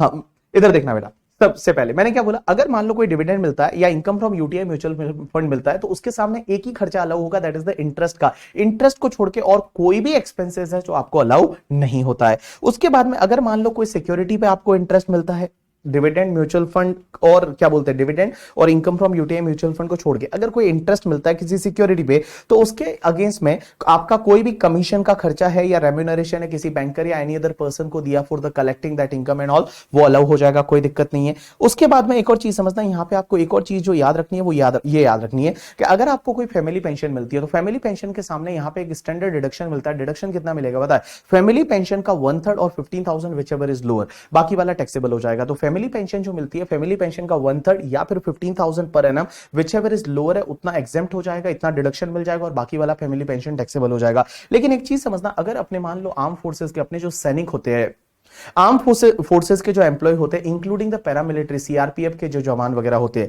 अगर मान लो वो शहीद हो जाते हैं अपनी ड्यूटी करते टाइम और उनके घर वालों को कोई भी पेंशन मिलती है तो वो पूरी एग्जेम्प्ट होती है। तो अगर आर्म फोर्सेस के employee including the paramilitary forces के एम्प्लॉय है, वो अगर शहीद हो जाते हैं अपनी ड्यूटी करते हुए और उस टाइम पे उनके घर वालों को कोई भी पेंशन मिलती है फैमिली पेंशन, वो पूरी एग्जेम्प्ट होती है। एक और चीज समझना, अगर कोई भी सेंट्रल गवर्नमेंट का ऐसा एम्प्लॉय था जिसको या तो वीर चक्र मिला था या फिर परमवीर चक्र मिला था, वीर चक्र या परमवीर चक्र मिला था और उसके घर वालों को कोई भी पेंशन मिलती है फैमिली पेंशन, वो भी पूरी एग्जेम्प्ट हो जाएगी, उस पर कोई भी टैक्स नहीं लगेगा। एक और चीज समझना, अगर आपकी प्रॉपर्टी कंपलसरी एक्वायर्ड हो जाती है और उस पर कोई भी इंटरेस्ट आपको मिलता है तो वो इंटरेस्ट में आपको 50% का स्टैंडर्ड डिडक्शन मिलेगा। तो लेट कंपनसेशन मिला, उस पर इंटरेस्ट मिलेगा, वो इंटरेस्ट का 50% का आपका स्टैंडर्ड डिडक्शन है वो मिल जाएगा। तो जैसे फॉर एन एग्जांपल 1 लाख का इंटरेस्ट मिला तो 50,000 का स्टैंडर्ड डिडक्शन मिल जाएगा और 50,000 का इंटरेस्ट है वो आपके लिए टैक्सेबल हो जाएगा। और अदर कोई भी इनकम होती है, मान low income from other sources में जैसे रॉयल्टी वगैरह है, तो उसके सामने जो भी एक्सपेंडिचर आपने इंकर किया है वो सब एक्सपेंडिचर आपको अलाउ हो जाएंगे। अब यहां पे लास्ट सेक्शन आती है सेक्शन 58 ये बोलती है कि कुछ खर्चे ऐसे होते हैं जो इनकम फ्रॉम अदर सोर्सेज में अलाउ नहीं होंगे। सबसे पहले तो आपके कोई पर्सनल एक्सपेंसेस है वो अलाउ नहीं होंगे, तो अगर आपका कोई पर्सनल एक्सपेंसेस है वो personal expenses income from other sources में अलाउ नहीं होगा। दूसरा, अगर इंडिया के बाहर किसी को आप इंटरेस्ट पे करते हो या सैलरी पे करते हो और उसका टीडीएस नहीं काटा या काटा बट गवर्नमेंट को जमा नहीं करवाया, तो उस केस में वो एक्सपेंडिचर आपका 100% डिसअलाउड हो जाएगा। कैश में अगर आप कोई एक्सपेंडिचर करते हो in a single day to a single person 10,000 से ज्यादा कैश में, तो वो आपका डिसअलाउड हो जाएगा। उसके बाद अगर आपने किसी रेजिडेंट को पेमेंट किया और रेजिडेंट को पेमेंट करते टाइम अगर आपने उसका टीडीएस नहीं काटा या काटा बट गवर्नमेंट को जमा नहीं करवाया up to the due date of return filing, तो उस केस में आपका 30% एक्सपेंडिचर डिसअलाउड हो जाएगा, जैसा पीजीबीपी में पड़ा था वैसा का वैसा। और एक चीज समझना, कैजुअल इनकम के सामने कोई भी खर्चे अलाउ नहीं होते। जैसे आपका विनिंग का लॉटरी का वगैरह जो इनकम होता है उसके सामने कोई भी एक्सपेंडिचर है वो एक्सपेंडिचर आपको अलाउ नहीं होगा। अब यहां पे एक सेक्शन आती है 59 बोलती है deemed income chargeable to tax. ये सेम वैसी की वैसी है जैसा सेक्शन 41(1) में था। 41(1) क्या बोलती थी कि अगर आपने किसी खर्चे का डिडक्शन ले लिया उसके बाद में उसका रेमिशन हो जाता है, उसका रिफंड मिल जाता है, तो वो आपके लिए वापस से टैक्सेबल हो जाएगा। तो सेम सेक्शन ऐसी की ऐसी जो पीजीबीपी में 41(1) थी वैसा का वैसा यहां पे सेक्शन 59 है। इसके बाद में यहां पे आपको 3 केस लॉ दे रखे हैं। सबसे पहला केस लॉ है that is the Mowalia Bhikhubhai and Balabhai 2016 Gujarat high court का जजमेंट। नाम से ही पता चलता है गुजरात हाईकोर्ट का जजमेंट रहेगा। That is the Mowalia Bhikhubhai Balabhai 2016 Gujarat high court judgement. अब एक बात समझते हैं, इसमें होता क्या है कि एक सेक्शन होती है 28 of the land acquisition act 1894 की, मतलब बहुत ही पुराना एक्ट है करके, ठीक है, मतलब कितना पुराना है आपको पता है। तो उस एक्ट की ये सेक्शन होती है सेक्शन 28। ये क्या बोलती है बताए कि जैसे फॉर एन एग्जांपल यहां पे आपने 2016 में मान लो कंपलसरी एक्विजिशन हुआ और उस पे कंपनसेशन इसी साल ले लिया, तो यहां पे आपको 10 लाख मिलेगा। सपोज 2018 में लिया तो आपको 15 लाख मिलेगा, 2020 में लिया तो आपको फॉर एन एग्जांपल 20 लाख मिलेगा। अब एक बात समझना, एसएससी ने क्या किया, कंपनसेशन 2018 में लिया। So here question is that कि यहां पे 5 लाख का जो एक्सेस कंपनसेशन मिला, ये कंपनसेशन है या फिर ये इंटरेस्ट है? क्या इसको इंटरेस्ट बोलेंगे या एनहांस वैल्यू ऑफ कंपनसेशन बोलेंगे? तो यहां गुजरात हाईकोर्ट का केस लॉ है और गुजरात हाईकोर्ट का कहना यह है कि यहां पे जो 10 की जगह 15 मिला या फिर 20 मिला, जो ये एनहांस वैल्यू ऑफ कंपनसेशन है और ये एनहांस वैल्यू ऑफ कंपनसेशन है, ये कैपिटल गेन हेड में जाएगा, ये इंटरेस्ट नहीं है। और अगर कैपिटल गेन हेड में ये एग्जेम्प्ट होता है तो उस केस में ये एग्जेम्प्ट हो जाएगा, ये इंटरेस्ट नहीं है। तो यहां पे जो section 28 of the land acquisition act 1894 represent the enhance value of the land and protects the character of compensation only, it is interest नहीं है ये। लेकिन उसी एक्ट की एक सेक्शन होती है 34, वो 34 में ये क्लियरली लिखा हुआ है कि अगर आपको लेट कंपनसेशन मिलता है और उस पर आपको इंटरेस्ट मिलता है, वो interest income from other sources में टैक्सेबल होगा। और जैसा कि मैंने बताया कि इनकम फ्रॉम अदर सोर्सेज में आपको 50% का स्टैंडर्ड डिडक्शन मिल जाएगा। तो जो भी इंटरेस्ट है, जितना इंटरेस्ट मिला मल्टीप्लाई बाय 50% का स्टैंडर्ड डिडक्शन, बाकी वाला आपका इंटरेस्ट टैक्सेबल हो जाएगा।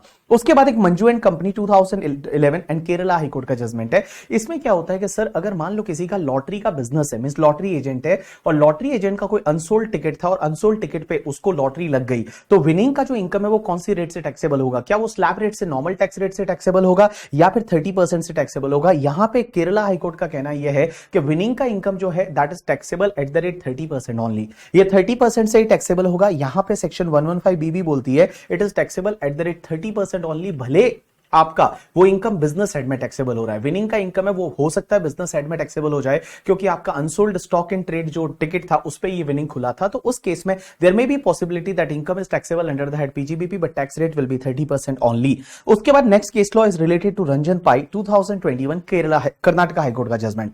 यहां पे क्या होता है कि अगर किसी शेयर होल्डर को बोनस शेयर मिल जाता है, bonus share free of cost मिलता है, तो बोनस शेयर अगर आपको मिल जाता है तो क्या यहां पे 56(2)(10) लगेगा?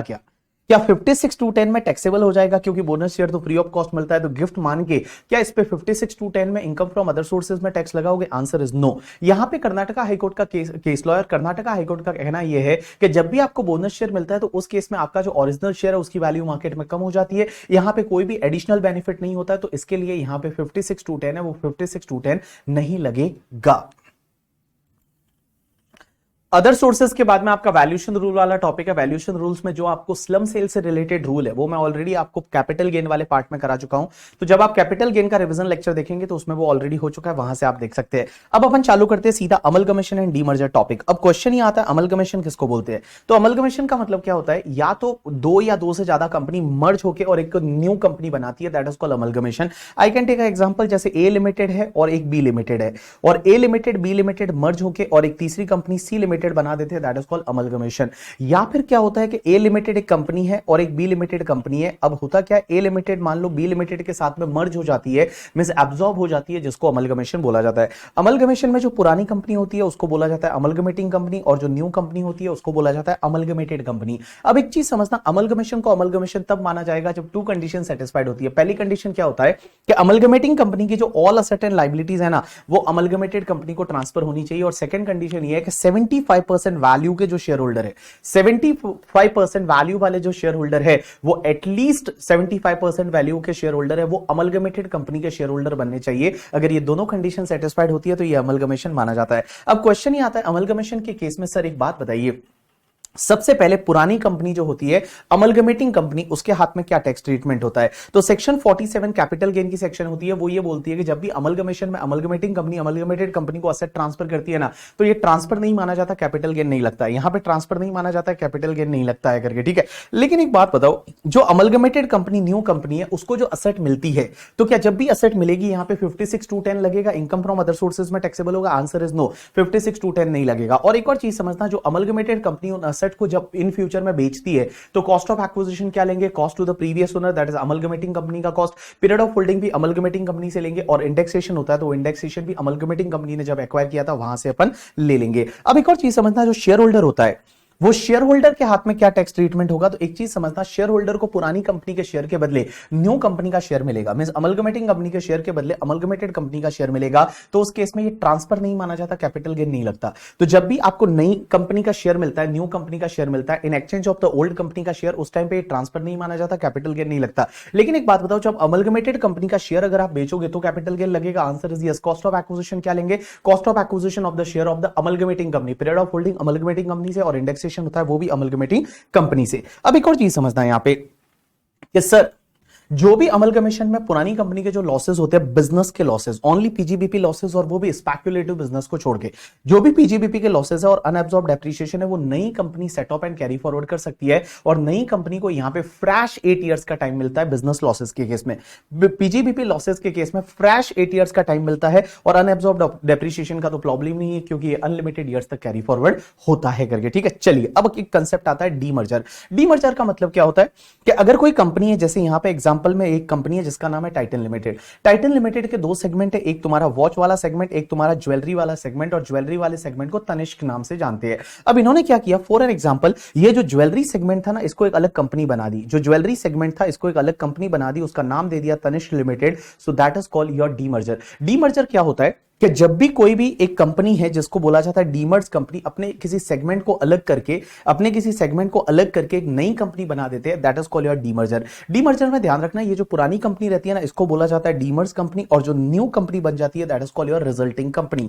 इस एग्जांपल में Titan limited is demerge company और जो तनिष्क लिमिटेड बनेगी that is the resulting company. अब एक चीज समझना, डीमर्जर को डीमर्जर तब बोला जाता है जब 5 कंडीशन सेटिस्फाइड होती है। पहली कंडीशन ये है कि जो अंडरटेकिंग ट्रांसफर हो रही है ना, इसकी all asset and liabilities transfer होनी चाहिए। मींस तनिष्क की सेगमेंट की ऑल असेट एंड लाइबिलिटीज है वो तनिष्क लिमिटेड को ट्रांसफर होनी चाहिए, that is the first condition. Second condition ये है कि जो भी असेट एंड लाइबिलिटी ट्रांसफर होती है वो बुक वैल्यू पे ट्रांसफर होनी चाहिए। मींस जो भी असेट ट्रांसफर होगी वो बुक वैल्यू पे होनी चाहिए। तीसरी कंडीशन ये है कि जो टाइटन लिमिटेड के शेयर होल्डर थे ना, एटलीस्ट 75% वैल्यू के शेयर होल्डर है वो नई कंपनी तनिष्क लिमिटेड के शेयर होल्डर बनने चाहिए, that is the third condition. Fourth condition ये है कि यहां पे गोइंग कंसर्न बेसिस पे ट्रांसफर होना चाहिए। और लास्ट कंडीशन ये है कि जो भी टाइटन लिमिटेड के शेयर होल्डर है ना, उनको तनिष्क लिमिटेड के शेयर फ्री ऑफ कॉस्ट मिलेंगे। वो फ्री ऑफ कॉस्ट जो शेयर मिलेंगे वो प्रोपोर्शनेट बेसिस पे मिलने चाहिए। प्रोपोर्शन कोई भी हो सकता है, जैसे मान लो 10:2 का प्रोपोर्शन रखा कि जिसके पास 10 शेयर है उसको 2 शेयर मिलेंगे न्यू कंपनी के। तो अगर किसी भी पर्सन के पास 10,000 शेयर है तो उसको 2,000 शेयर है वो न्यू कंपनी के मिलने चाहिए। सो अगर ऑल ये कंडीशन सेटिस्फाइड होती है तो उस केस में हम उसको क्या बोलेंगे, डीमर्जर बोलेंगे। अब डीमर्जर में क्या होता है कि आजकल इंडियन अकाउंटिंग स्टैंडर्ड अगर इंडिया फॉलो करते हो तो इंडेक्स की वजह से क्या होता है कि जो नई कंपनी होती है ना, वो उसको रिकॉर्ड करती है, किसी अदर वैल्यू पे रिकॉर्ड करती है, बुक वैल्यू पे रिकॉर्ड नहीं करती, तो भी चलेगा, कोई दिक्कत नहीं है, वो अमलगमेशन माना जाएगा। अब एक बात, सॉरी, डीमर्जर माना जाएगा। अब एक और चीज समझना सर, डीमर्जर के केस में पहले अपन ये देखते हैं कि डीमर्ज कंपनी के हाथ में क्या होता है, पुरानी कंपनी के हाथ में, पुरानी कंपनी अभी भी होती है। तो डीमर्जर के केस में पुरानी कंपनी जब भी असेट को ट्रांसफर करेगी न्यू कंपनी को, रिजल्टिंग कंपनी को, तो ये ट्रांसफर नहीं माना जाता, इस केस में कैपिटल गेन नहीं लगता। लेकिन जो भी रिजल्टिंग कंपनी है उसको जब असेट मिलती है, वो अगर इन फ्यूचर में वो असेट को बेचेंगे, कॉस्ट क्या लेंगे, cost to previous owner, period of holding previous owner, और इंडेक्सेशन भी प्रीवियस ओनर से। अब एक चीज समझना, यहां पे जो सबसे इंटरेस्टिंग बात है वो आपको समझनी चाहिए, वो ये है कि शेयर होल्डर के हाथ में क्या होगा।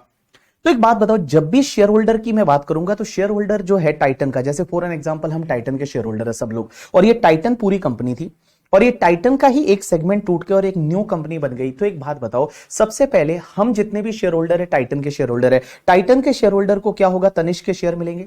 टाइटन के शेयर होल्डर को तनिष्क के शेयर है वो अपने को फ्री ऑफ कॉस्ट मिलेंगे। तो सबसे पहली चीज तो ये कि टाइटन के शेयर होल्डर को तनिष्क के शेयर फ्री ऑफ कॉस्ट मिले, तो उस केस में क्या ये ट्रांसफर माना जाता है, इसमें कोई कैपिटल गेन लगेगा? आंसर इज नो, ये ट्रांसफर नहीं माना जाता, इसमें कोई भी कैपिटल गेन नहीं लगा।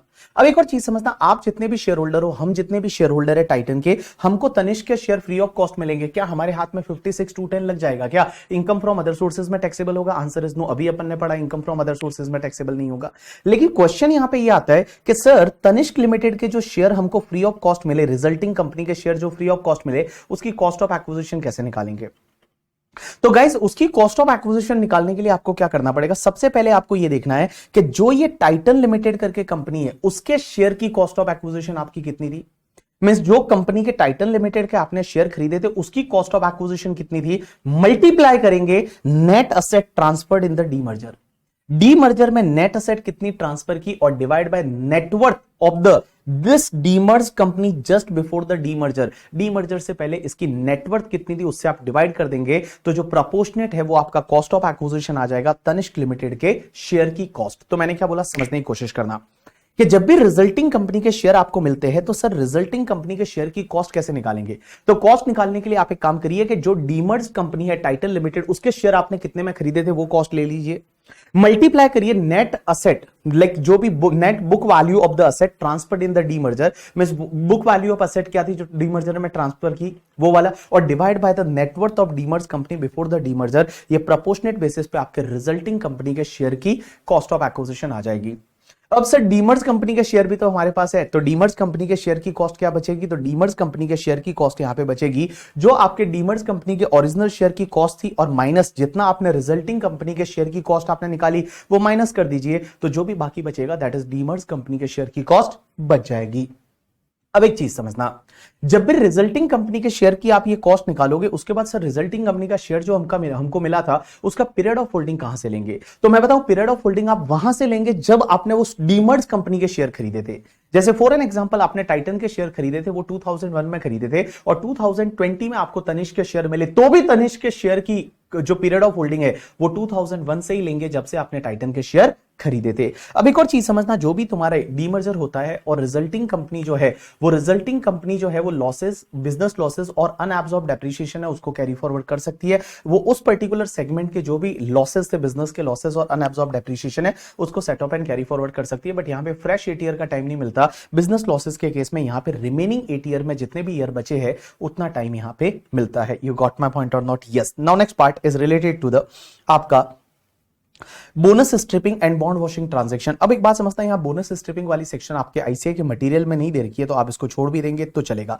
उसके बाद आगे बढ़ते हैं, एक और topic, taxation of dividend and deemed dividend. सबसे पहली चीज, 3 तरह की कंपनियां होती है, एक इंडियन कंपनी होती है, एक डोमेस्टिक कंपनी होती है, एक फॉरेन कंपनी होती है। इंडियन कंपनी उस कंपनी को बोलते हैं जो इंडिया में इनकॉर्पोरेट हुई है, इंडिया में किसी भी स्टेट लॉ में या सेंट्रल लॉ में या कंपनीज एक्ट में इनकॉर्पोरेट हुई है, उसको बोलेंगे इंडियन कंपनी। फॉरेन कंपनी किसको बोलते हैं? जो इंडिया के बाहर इनकॉर्पोरेट हुई है। डोमेस्टिक कंपनी किसको बोलते हैं? डोमेस्टिक कंपनी का मतलब all Indian companies are domestic company. जितनी भी इंडियन कंपनी होती है ना, वो सब डोमेस्टिक कंपनी है। लेकिन फॉरेन कंपनी भी डोमेस्टिक कंपनी बन जाएगी अगर फॉरेन कंपनी ने इंडिया में अरेंजमेंट कर रखे, prescribe arrangement. There are some prescribe arrangement के यहां पे एजीएम इंडिया में होना चाहिए, शेयर रजिस्टर इंडिया में मेंटेन करना चाहिए, तो यहां पे कुछ कंडीशन, इंडिया से ही डिविडेंड डिस्ट्रीब्यूट करना चाहिए, तो बहुत सारी कंडीशन है। अगर वो प्रिस्क्राइब अरेंजमेंट अगर कोई फॉरेन कंपनी इंडिया में कर लेती है, तो वो फॉरेन कंपनी भी आपकी डोमेस्टिक कंपनी बन जाएगी। तो देखो, Indian company incorporated India, foreign company incorporate outside India. Domestic company means all Indian companies are domestic company. Foreign company can be treated as domestic company if they made the prescribed arrangement in India for the dividend distribution. तो उस case में वो भी तुम्हारी domestic company बन जाएगी। अब एक चीज समझना, आपको जब भी डिविडेंड मिलता है, भले वो डोमेस्टिक कंपनी से मिलो या फॉरेन कंपनी से मिलो, आपके लिए वो टैक्सेबल होता है under income from other sources. अगर वो डोमेस्टिक कंपनी से मिलता है या फिर आपको फॉरेन कंपनी से मिलता है, किसी से भी आपको डिविडेंड मिला ना, that dividend is taxable under income from other sources. आपके लिए इनकम फ्रॉम अदर सोर्सेज में टैक्सेबल हो जाता है। अब एक चीज समझना, यहां पे एक सेक्शन 8 होती है, वो ये बोलती है कि डिविडेंड कब टैक्सेबल होता है। तो हमेशा ध्यान रखना, अगर किसी कंपनी ने फाइनल डिविडेंड दिया ना, तो फाइनल डिविडेंड टैक्सेबल होता है उस ईयर में आपके लिए जिस ईयर में कंपनी ने उसको डिक्लेयर किया एजीएम में। फाइनल डिविडेंड आपके लिए उस ईयर में टैक्सेबल होता है जिस ईयर में कंपनी ने उसको एजीएम में डिक्लेयर किया, उस ईयर में आपके हाथ में टैक्सेबल हो जाएगा। दूसरा, अगर डीम डिविडेंड है तो जिस ईयर में डिस्ट्रीब्यूट पेड करती है कंपनी, उस ईयर में टैक्सेबल होगा। और अगर वो इंटरिम डिविडेंड है तो जिस ईयर में आपको रिसीव होता है ना, उस ईयर में टैक्सेबल होगा। तो देखो, फाइनल डिविडेंड कब टैक्सेबल होता है? जब वो एजीएम में कंपनी डिक्लेयर करती है, उस ईयर में टैक्सेबल होता है। डीम डिविडेंड कौन सा ईयर में टैक्सेबल होता है? जिस ईयर में कंपनी डिस्ट्रीब्यूट करती है, पेड करती है, इन सिंपल वर्ड आपको रिसीव होता है। और आपका इंटरिम डिविडेंड है वो भी टैक्सेबल होता है जिस ईयर में आपको रिसीव होता है। एक बात बताओ, मैंने यहां पे क्या बताया कि अगर आपको फॉरेन कंपनी से डिविडेंड मिलता है तो भी वो डिविडेंड आपके लिए टैक्सेबल होगा इनकम फ्रॉम अदर सोर्सेज में नॉर्मल टैक्स रेट से। लेकिन इसका एक एक्सेप्शन है, वो एक्सेप्शन है सेक्शन 115 बीबीडी। 115 बीबीडी ये बोलती है कि अगर कोई भी इंडियन कंपनी है और इंडियन कंपनी फॉरेन कंपनी में 26% और मोर का इक्विटी शेयर होल्डिंग रखती है, अगर कोई इंडियन कंपनी है जो फॉरेन कंपनी में 26% और मोर का इक्विटी शेयर होल्डिंग रखती है और फॉरेन कंपनी से अगर कोई भी डिविडेंड मिलता है, तो वो इंडियन कंपनी के हाथ में टैक्सेबल 30%, 25% से नहीं होगा, it will be taxable at the rate 15%, सिर्फ 15% की रेट से टैक्सेबल होगा। तो देखो, मैंने क्या बोला कि अगर कोई इंडियन कंपनी है और वो इंडियन, सिर्फ इंडियन कंपनी है, और इंडियन कंपनी फॉरेन कंपनी में क्या करती है, 26% और मोर का equity share holding voting power वाला रखती है, और उससे अगर कोई भी डिविडेंड मिलता है इंडियन कंपनी को, तो वो डिविडेंड है वो टैक्सेबल आपका यहां पे 25-30% से नहीं होगा, it will be taxable at the rate 15%, only 15% की रेट से टैक्सेबल होगा।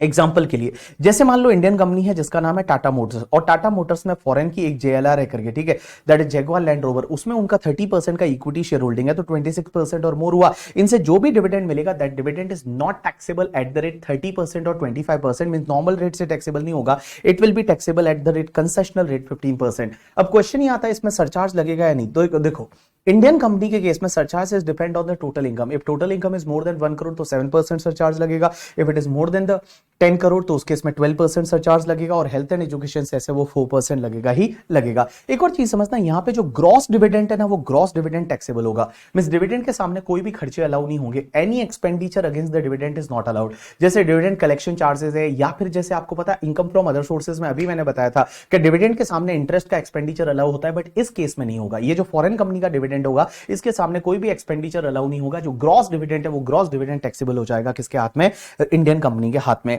नाउ नेक्स्ट पार्ट आता है, that is the deem dividend. Deem dividend क्या होता है? एक्चुअल में वो डिविडेंड नहीं होता है, बट वो डिविडेंड माना जाएगा for the purpose of dividend. यहां पे वो डिविडेंड उसको मान लेंगे करके, ठीक है। अब एक चीज समझना, यहां पे एक सेक्शन पढ़ते हैं। सबसे पहले 222A, ए को आप ऐसे याद रखेंगे, दैट इज द असेट। ये सेक्शन ये बोलती है कि अगर कोई भी डोमेस्टिक कंपनी है, वो डोमेस्टिक कंपनी क्या करती है, असेट डिस्ट्रीब्यूट करती है शेयर होल्डर को। अगर असेट डिस्ट्रीब्यूट करती है शेयर होल्डर को, तो उस केस में जो असेट डिस्ट्रीब्यूट किया ना, वो असेट डीम डिविडेंड माना जाएगा to the extent accumulated profit of the company whether capitalised और नॉट। मैंने क्या बोला कि अगर कोई भी कंपनी है वो अपने शेयर होल्डर को क्या बांटती है, असेट बांटती है, तो वो डीम डिविडेंड माना जाएगा to the extent accumulated profit of the company whether capitalised और नॉट। जैसे कंपनी का मान लो एक्यूमुलेटेड प्रॉफिट 10 लाख है और इन्होंने असेट डिस्ट्रीब्यूट की वो 8 लाख की और अभी फेयर मार्केट वैल्यू देखेंगे असेट का, 8 लाख की असेट डिस्ट्रीब्यूट की तो 8 लाख पूरा डीम डिविडेंड माना जाएगा। लेकिन अगर मान लो असेट डिस्ट्रीब्यूट की वो 15 लाख की तो 10 लाख एक्यूमुलेटेड प्रॉफिट है, 10 लाख है, वो क्या माना जाएगा, डीम डिविडेंड माना जाएगा। वेदर कैपिटलाइज और नॉट, जब भी आप एक्यूमुलेटेड प्रॉफिट देखते हो उसमें देखना है आपको वेदर कैपिटलाइज और नॉट। इसका मतलब अगर मान लो बहुत बार क्या होता है कि आप एक्यूमुलेटेड प्रॉफिट को कम करने के लिए आप बोनस शेयर इशू कर लेते हो, तो जो बोनस शेयर जितना इशू कर लिया ना वो भी तुम्हारे एक्यूमुलेटेड प्रॉफिट में माना जाएगा। जैसे फॉर एन एग्जांपल क्वेश्चन में ऐसा दे रखा है कि आपका एक्यूमुलेटेड प्रॉफिट 10 लाख है और उसमें 10 लाख तो एक्यूमुलेटेड प्रॉफिट है रिजर्व एंड सरप्लस, और 2 लाख का आपने बोनस शेयर इशू किया था, तो टोटल एक्यूमुलेटेड प्रॉफिट आपका 12 लाख हो जाएगा for the purpose of section 222A। तो आप कैसे याद रखेंगे, 222A इज अ असेट। यहां पे ये बोला हुआ है कि अगर कोई भी कंपनी क्या करती है कि अगर मान लो असेट बांट देती है शेयर होल्डर को, तो असेट जो डिस्ट्रीब्यूट किया ना वो डीम डिविडेंड माना जाएगा to the extent accumulated profit of the company whether capitalised और नॉट। उसके बाद 222B को आप कैसे याद रखेंगे कि अगर मान लो बोनस शेयर दिया to the preference share holder, अगर किसी भी प्रेफरेंस शेयर होल्डर को बोनस शेयर दिया जाता है, एक चीज ध्यान रखना, अगर इक्विटी शेयर होल्डर को बोनस शेयर दिया जाता है उसमें कोई भी बेनिफिट नहीं है, बट प्रेफरेंस शेयर होल्डर को बोनस शेयर दिया जाता है या फिर किसी भी शेयर होल्डर को डिबेंचर स्टॉक या डिपॉजिट सर्टिफिकेट दिया जाता है, तो it will be treated as deem dividend to the extent accumulated profit of the company. Company का जितना एक्यूमुलेटेड प्रॉफिट है उस हद तक वो डीम डिविडेंड माना जाएगा। तो बी को ऐसे याद रखेंगे, bonus share to the preference share holder या फिर किसी भी शेयर होल्डर को क्या दिया जाता है, डिबेंचर स्टॉक डिपॉजिट सर्टिफिकेट दिया जाता है, it will be treated as deem dividend to the extent accumulated profit of the company। 222C को आप ऐसे याद रखेंगे कि अगर मान लो कंपनी क्लोज डाउन हो जाती है, मींस कंपनी का लिक्विडेशन हो जाता है, और लिक्विडेशन के टाइम पे क्या होता है, अगर मान लो शेयर होल्डर को कोई असेट बांटी जाती है, मनी बांटा जाता है, then it will be treated as deemed dividend to the extent accumulated profit of the company whether capitalised और नॉट। और यहां पे एक्यूमुलेटेड प्रॉफिट देखते हैं on the date of the liquidation, के कंपनी जिस दिन लिक्विडेशन में गई उस दिन कितना एक्यूमुलेटेड प्रॉफिट था, उस हद तक वो डीम्ड डिविडेंड माना जाएगा। 222D को आप ऐसे याद रखेंगे, decrease in the share capital. बहुत बार क्या होता है कि जैसे फेस वैल्यू ऑफ शेयर है वो 10 है, उसको क्या करते हैं ये लोग फेस वैल्यू को 8 कर लेते हैं और 2 रुपीज शेयर होल्डर को पे कर देते हैं। तो अगर आप decrease reduction in the share capital करके और आप शेयर होल्डर को कुछ ना कुछ डिस्ट्रीब्यूट करते हो, तो it will be treated as deemed dividend to the extent accumulated profit of the company whether capitalised और नॉट। तो यहां पे ABCD को कैसे याद रखोगे, A for the asset, B for the bonus to preference share holder और debenture stock deposit certificate to any share holder, C means close down of the company liquidation और D का मतलब डिक्रीज इन शेयर कैपिटल। अब एक चीज समझना, यहां पे ABCD है ना और E है, इसमें कुछ फर्क है। पहला फर्क तो यह है कि जब ABCD की बात करोगे आप, तो ABCD में लिखा हुआ है कि यहां पे एक्यूमुलेटेड प्रॉफिट वेदर कैपिटलाइज और नॉट, मींस यहां पे कैपिटलाइज और नॉट वर्ड को यूज किया है, मींस जो प्रॉफिट कैपिटलाइज कर दिया उसको भी कंसीडर करेंगे एक्यूमुलेटेड प्रॉफिट में। लेकिन 222E में ऐसा नहीं है, 222E में सिर्फ वर्ड यूज हुआ है accumulated profit.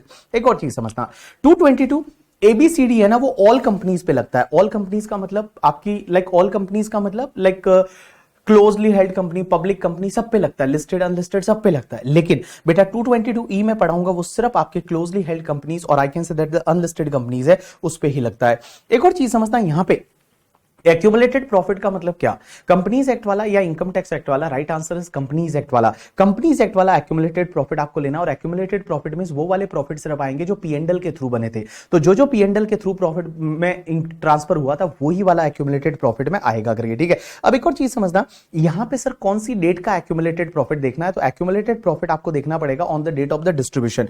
A, B, D और E में यहां पे आपको देखना पड़ेगा on the date of distribution और पेमेंट, और C के केस में क्लोज डाउन ऑफ कंपनी के केस में आपको देखना पड़ेगा accumulated profit on the date of liquidation. एक और चीज समझना, बहुत बार अमलगमेशन हो जाता है, तो अमलगमेटिंग कंपनी का जो एक्यूमुलेटेड प्रॉफिट है और अमलगमेटेड कंपनी का एक्यूमुलेटेड प्रॉफिट है, उन दोनों को जोड़ा जाएगा और टोटल लिया जाएगा। जैसे फॉर एन एग्जांपल एक कंपनी है जिसका नाम है साई लिमिटेड। साई लिमिटेड का एक्यूमुलेटेड प्रॉफिट 200 करोड़ था और वो शिरडी लिमिटेड के साथ में मर्ज हो गई और शिरडी लिमिटेड का एक्यूमुलेटेड प्रॉफिट 300 करोड़ था। तो अब जो शिरडी लिमिटेड है उसका एक्यूमुलेटेड प्रॉफिट है वो 500 करोड़ है, वो लिया जाएगा। उसके बाद में नेक्स्ट सेक्शन आती है 222E। 222E बड़ी ही एक्स्ट्रा ऑर्डिनरी सेक्शन है। ये सेक्शन क्या बोलती है कि अगर कोई भी क्लोजली हेल्ड कंपनी है, क्लोजली हेल्ड कंपनी का मतलब अनलिस्टेड कंपनी है, और वो अनलिस्टेड कंपनी क्या करती है, अपने किसी शेयर होल्डर को, और शेयर होल्डर कौन सा, जिसके पास 10% और मोर का वोटिंग पावर है, शेयर होल्डर वो वाला जिसके पास 10% और मोर का वोटिंग पावर है, और इस शेयर होल्डर को अगर लोन और एडवांसेस दिया जाता है ना, then it will be treated as deemed dividend in hands of share holder to the extent accumulated profit of the company. अगर शेयर होल्डर को लोन नहीं दिया जाता, लोन दिया जाता है किसी कंसर्न को, और उस कंसर्न में शेयर होल्डर का सब्सटेंशियल इंटरेस्ट है, इस कंसर्न में शेयर होल्डर का सब्सटेंशियल इंटरेस्ट है, तो उस केस में ये भी डीम्ड डिविडेंड माना जाएगा to the extent accumulated profit of the company. अब एक और चीज समझना, अगर लोन है वो कंसर्न को नहीं दिया जाता, लोन दिया जाता है किसी और पर्सन को, और इस शेयर होल्डर के बिहाफ या बेनिफिट के लिए दिया जाता है, तो उस केस में भी ये शेयर होल्डर के हाथ में क्या माना जाएगा, deemed dividend to the extent accumulated profit of the company. तो देखो मैंने क्या बोला, अगर कोई क्लोजली हेल्ड कंपनी है, किसी शेयर होल्डर जिसके पास 10% और मोर का इक्विटी शेयर होल्डिंग है, उसको लोन और एडवांसेस दिया जाता है, डीम्ड डिविडेंड माना जाएगा। अगर उसको नहीं दिया जाता, किसी और कंसर्न को दिया जाता है जिसमें ये शेयर होल्डर का सब्सटेंशियल इंटरेस्ट है, सब्सटेंशियल इंटरेस्ट का मतलब होता है 20% और मोर का इक्विटी शेयर होल्डिंग और 20% और मोर का like PSR, that is called substantial interest. तो किसी कंसर्न में सब्सटेंशियल इंटरेस्ट है शेयर होल्डर का, और उस कंसर्न को दिया जाता है, तो उस कंसर्न के हाथ में डीम्ड डिविडेंड माना जाएगा। किसी और पर्सन को दिया जाता है शेयर होल्डर के बिहाफ पे या बेनिफिट के लिए, तो उस केस में शेयर होल्डर के हाथ में डीम्ड डिविडेंड माना जाएगा। अब एक चीज समझना, मैंने यहां पे बोला है कि ये डीम्ड डिविडेंड माना जाएगा कंसर्न के केस में, कंसर्न के हाथ में, लेकिन बहुत सारे कॉन्ट्राडिक्टरी व्यू आते हैं यहां पे, और वो लोग बोलते हैं कि नहीं यहां पे भी डीम्ड डिविडेंड है वो शेयर होल्डर के हाथ में माना जाएगा। अब एक और चीज समझना, यहां पे क्वेश्चन ही आता है कि सर मान लो किसी शेयर होल्डर ने आज ही लोन लिया और कल वापस रीपेमेंट कर दिया, तो क्या तो भी डीम्ड डिविडेंड माना जाएगा? आंसर इज यस, यहां पे डिविंग फिक्शन है तो भी डीम्ड डिविडेंड माना जाएगा। या फिर शेयर होल्डर ने क्या किया, आज अगर लोन लिया और वो सफिशिएंट इंटरेस्ट दे रहा है, तो भी क्या डीम्ड डिविडेंड माना जाएगा? आंसर इज यस, तो भी डीम्ड डिविडेंड माना जाएगा। अब एक और चीज समझना, अगर यहां पे कोई भी ऐसा एडवांस है जो कि ट्रेड एडवांस है, मींस बिजनेस के लिए जो नेसेसरी है वो वाला एडवांस दिया जाता है, तो उस केस में ये डीम्ड डिविडेंड नहीं माना जाएगा। तो मैंने क्या बोला, अगर मान लो कोई ऐसा एडवांस दिया जाता है जो बिजनेस के लिए जरूरी था, ट्रेड एडवांस है, तो उस केस में डीम्ड डिविडेंड नहीं माना जाएगा। अब एक और चीज समझना, यहां पे डिविडेंड में कुछ 5 चीजें ऐसी है जो डिविडेंड नहीं मानी जाती। 5 चीजें ऐसी है, देयर आर 5 केसेस जो डिविडेंड नहीं माना जाएगा। कौन कौन सा? सबसे पहला, अगर मान लो कोई लोन और एडवांसेस दिया जाता है किसी कंपनी का, और कंपनी मनी लैंडिंग के बिजनेस में, और कंपनी का substantial part of the business money lending है। मैंने क्या बोला, अगर कोई कंपनी है वो लोन और एडवांसेस देती है किसी शेयर होल्डर को या किसी कंसर्न को, और कंपनी का money lending is a substantial part of the business, तो उस केस में डीम्ड डिविडेंड नहीं माना जाएगा। दूसरा, अगर मान लो पहले लोन दिया था और वो डीम्ड डिविडेंड माना जा चुका है 222E में, और अभी क्या होता है कि अभी कंपनी एक्चुअल में डिविडेंड देती है, अब कंपनी एक्चुअल में डिविडेंड देती है, और एक्चुअल डिविडेंड के सामने जो पहले का लोन था उसको सेट ऑफ किया जाता है, तो जितना सेट ऑफ किया जाता है ना, वो डिविडेंड डीम्ड डिविडेंड नहीं माना जाएगा। एक और चीज समझना, जब भी company buyback of the share करती है, वो डिविडेंड डीम्ड डिविडेंड नहीं माना जाएगा। और एक और चीज समझना, जो 222C था ना, close down of the company, और 222D decrease in the share capital, उन दोनों केसेस में प्रेफरेंस शेयर होल्डर के केस में सेक्शन 222C और D नहीं लगेगा। मैंने क्या बोला, प्रेफरेंस शेयर होल्डर के केस में 222C एंड 222D है वो नहीं लगेगा in case of the preference share holder. और लास्ट पार्ट बेटा समझने की कोशिश करना, जब भी डीमर्जर होता है, डीमर्जर के केस में क्या होता है, जो डीमर्ज कंपनी होती है ना, वो रिजल्टिंग कंपनी के शेयर है, डीमर्ज कंपनी जो है वो क्या करती है, रिजल्टिंग कंपनी को एसेट ट्रांसफर करती है, और रिजल्टिंग कंपनी डीमर्ज कंपनी के शेयर होल्डर को जो शेयर इशू करते हैं ना, वो कभी भी तुम्हारा डिविडेंड या डीम्ड डिविडेंड नहीं माना जाएगा। अब एक चीज समझना, एक सेक्शन है बड़ी interesting, that is section ATM। ATM क्या बोलती है? ATM बोलती है, ATM करके सेक्शन है, ये डिडक्शन की सेक्शन है, बट इसको हम यहां पे पढ़ते हैं। ये सेक्शन ये बोलती है कि अगर कोई भी डोमेस्टिक कंपनी है, पहली चीज ये सेक्शन कब लगेगी, डोमेस्टिक कंपनी के केस में लगेगी, और डोमेस्टिक कंपनी को क्या होता है, डिविडेंड मिलता है किसी अदर डोमेस्टिक कंपनी से, या किसी फॉरेन कंपनी से, या किसी बिजनेस ट्रस्ट से। अगर कोई भी डोमेस्टिक कंपनी है, उसको दूसरी डोमेस्टिक कंपनी से डिविडेंड मिला, फॉरेन कंपनी से डिविडेंड मिला, या बिजनेस ट्रस्ट से डिविडेंड मिला, और वो अगर ग्रॉस टोटल इनकम में जुड़ा है, तो यहां पे इसको ATM में एक डिडक्शन मिलेगा। और वो डिडक्शन कितना मिलेगा पता है, कि इस साल में कितना डिविडेंड इनकम आया है, तो जितना डिविडेंड इनकम आया है और कितना डिविडेंड डिस्ट्रीब्यूट किया है up to the due date तक इस कंपनी ने कितना डिविडेंड डिस्ट्रीब्यूट किया, विच एवर इज लोअर रहेगा ना, उतने का यहां पे डिडक्शन मिल जाएगा। तो मैंने क्या बोला, समझने की कोशिश करना, अगर कोई डोमेस्टिक कंपनी है, उस डोमेस्टिक कंपनी को दूसरी डोमेस्टिक कंपनी से डिविडेंड मिलता है, या किसी फॉरेन कंपनी से डिविडेंड मिलता है, या किसी बिजनेस ट्रस्ट से डिविडेंड मिलता है, तो पहले वो GTI में जुड़ेगा, मींस अदर सोर्सेज में आएगा, और उसमें आपको 20% तक डिडक्शन भी ले सकते हो खर्चे का, ओनली इंटरेस्ट एक्सपेंसेस का, जैसे मैंने बताया था वो। और फॉरेन कंपनी अगर वो स्पेसिफाइड फॉरेन कंपनी है 26%, तो कोई खर्चा वर्चा अलाउ नहीं होगा, आपके GTI में आ जाएगा। अब एक बात समझना, यहां पे आपको डिडक्शन मिलेगा ATM में, डिडक्शन कितना मिलेगा कि इस साल में कितना डिविडेंड मिला, और दूसरा ड्यू डेट तक आपने कितना डिविडेंड है वो डिस्ट्रीब्यूट किया अपने शेयर होल्डर को, विच एवर इज लोअर है उतने का आपको डिडक्शन मिल जाएगा। अब यहां ड्यू डेट का मतलब क्या होता है? ड्यू डेट का मतलब यहां पे होता है, ड्यू डेट का मतलब यहां पे होता है कि आपके रिटर्न फाइलिंग की ड्यू डेट से एग्जैक्टली 1 महीना पहले, रिटर्न फाइलिंग की ड्यू डेट से 1 महीना पहले, और रिटर्न फाइलिंग की ड्यू डेट से 1 महीना पहले मींस कंपनी की ड्यू डेट रिटर्न फाइलिंग की होती है 31 अक्टूबर, तो 31 अक्टूबर से पहले मींस 30 सितंबर, तो आपके जो असेसमेंट ईयर में 30 सितंबर आएगा तब तक आपने कितना डिविडेंड डिस्ट्रीब्यूट कर लिया करके, ठीक है, तो वो वाला, या फिर इस साल में आपको कितना डिविडेंड मिला विच एवर इज लोअर है उतने का आपको डिडक्शन का बेनिफिट यहां पे मिल जाएगा। मैंने यहां पे 2-3 क्वेश्चन दे रखे, वो क्वेश्चंस को आप देखेंगे तो समझ में आ जाएगा। अब एक और चीज समझना यहां पे, मैं आपको ऑलरेडी ये बता चुका हूं कि जो डिविडेंड है ना, अब शेयर होल्डर के हाथ में टैक्सेबल होता है, बट बेटा 31 मार्च 2020 तक डिविडेंड पे कंपनी डीडीटी पे करती थी, शेयर होल्डर के हाथ में टैक्सेबल नहीं था। तो ऐसा हो सकता है कि अगर डिविडेंड डिक्लेयर पहले कर लिया और अब रिसीव होता है तो उस केस में वो एग्जेम्प्ट हो जाएगा क्योंकि कंपनी ने उस पर डीडीटी पे किया होगा। अब एक और चीज समझना, यहां पे मैंने एक नोट दे रखा है कि नॉर्मली जो आपका डिविडेंड है वो इनकम फ्रॉम अदर सोर्सेज में टैक्सेबल होता है, लेकिन एक चीज ध्यान रखना, एक इनकम टैक्स की डिपार्टमेंट की वेबसाइट है, that is income tax India gov.in, उस पे एक टैक्स ट्यूटोरियल्स दे रखा है, और उस टैक्स ट्यूटोरियल्स में ऐसा दे रखा है कि अगर आपके शेयर स्टॉक इन ट्रेड है ना तो डिविडेंड आपके लिए पीजीबीपी में टैक्सेबल होगा। तो ये ध्यान रखना, अगर मान लो आपका जो शेयर है वो शेयर स्टॉक इन ट्रेड है तो आपका डिविडेंड है वो पीजीबीपी हेड में टैक्सेबल होगा, और जब पीजीबीपी हेड में टैक्सेबल होगा ना तो उसके रिलेटेड जितने भी खर्चे हैं वो सब अलाउ हो जाएंगे। वहां पे फिर वो सेक्शन 57 वाला जो 20% का लिमिट है वो 20% का लिमिट भी नहीं लगेगा, और जितने भी खर्चे हैं वो आपको अलाउ हो जाएंगे। तो ध्यान रखना, आप लोग एग्जाम में ये लिख सकते हो कि जब भी आपके शेयर है वो स्टॉक इन ट्रेड है तो उस केस में डिविडेंड है वो आपके पीजीबीपी हेड में टैक्सेबल होगा, और जितने भी खर्चे हैं वो अलाउ हो जाएंगे। उसके बाद में यहां पे कुछ केस लॉज दे रखे हैं।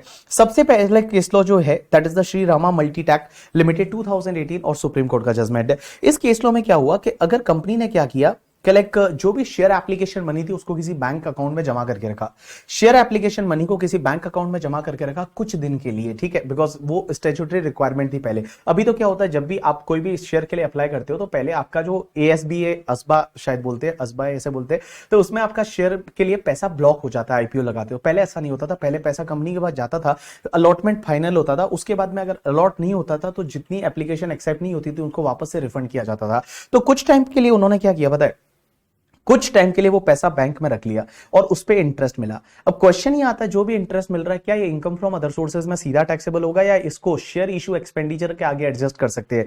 तो यहां पे सुप्रीम कोर्ट का जजमेंट है इसका केस लॉ के केस में कि भैया जो भी आपका इंटरेस्ट का इनकम है वो आपके शेयर इशू एक्सपेंडिचर के सामने आप सेट ऑफ कर सकते हैं, कोई दिक्कत नहीं है, बिकॉज यहां पे कोई कंपनी ने इन्वेस्टमेंट किया नहीं था, कंपनी का स्टैट्यूटरी रिक्वायरमेंट था, इसके लिए वो पैसा जो है वो वहां पे बैंक में रखा था, तो उसका जो भी इंटरेस्ट आएगा that interest can be adjusted against the share issue expenditure. उसके बाद में जो Gopal and sons HUF CIT 2017 का जजमेंट है इसको हटा दिया आपके मटेरियल से, तो इसको आप इग्नोर कर सकते हैं। अब क्वेश्चन यहां पे ये आता है, Parle plastic limited 2011 Bombay high court का जजमेंट है कि सर एक बात बताइए, कोई भी कंपनी है उसका मनी लेंडिंग का बिजनेस है और substantial part of the business है वो मनी लेंडिंग है, तो ये कैसे पता चलेगा कि substantial part of the business money lending है? ये डिपेंड करेगा फैक्ट टू फैक्ट, आपको हर केस में फैक्ट चेक करने पड़ेंगे। जैसे कंपनी की मेजर इनकम क्या मनी लेंडिंग से हो रही है या नहीं, मेजर टर्नओवर क्या मनी लेंडिंग का है या नहीं। अगर मान लो मेजर सब चीजें ये चीजें है करके, ठीक है, तो उस पर डिपेंड करेगा ये सब्सटेंशियल पार्ट ऑफ बिजनेस है या नहीं है। आपको फैक्टर चेक करने पड़ेंगे, turnover, profit, man power, capital employed, etcetera etcetera, और उसके बेसिस पे आपको पता चलेगा कि ये मनी लेंडिंग है या नहीं है करके, ठीक है। चलिए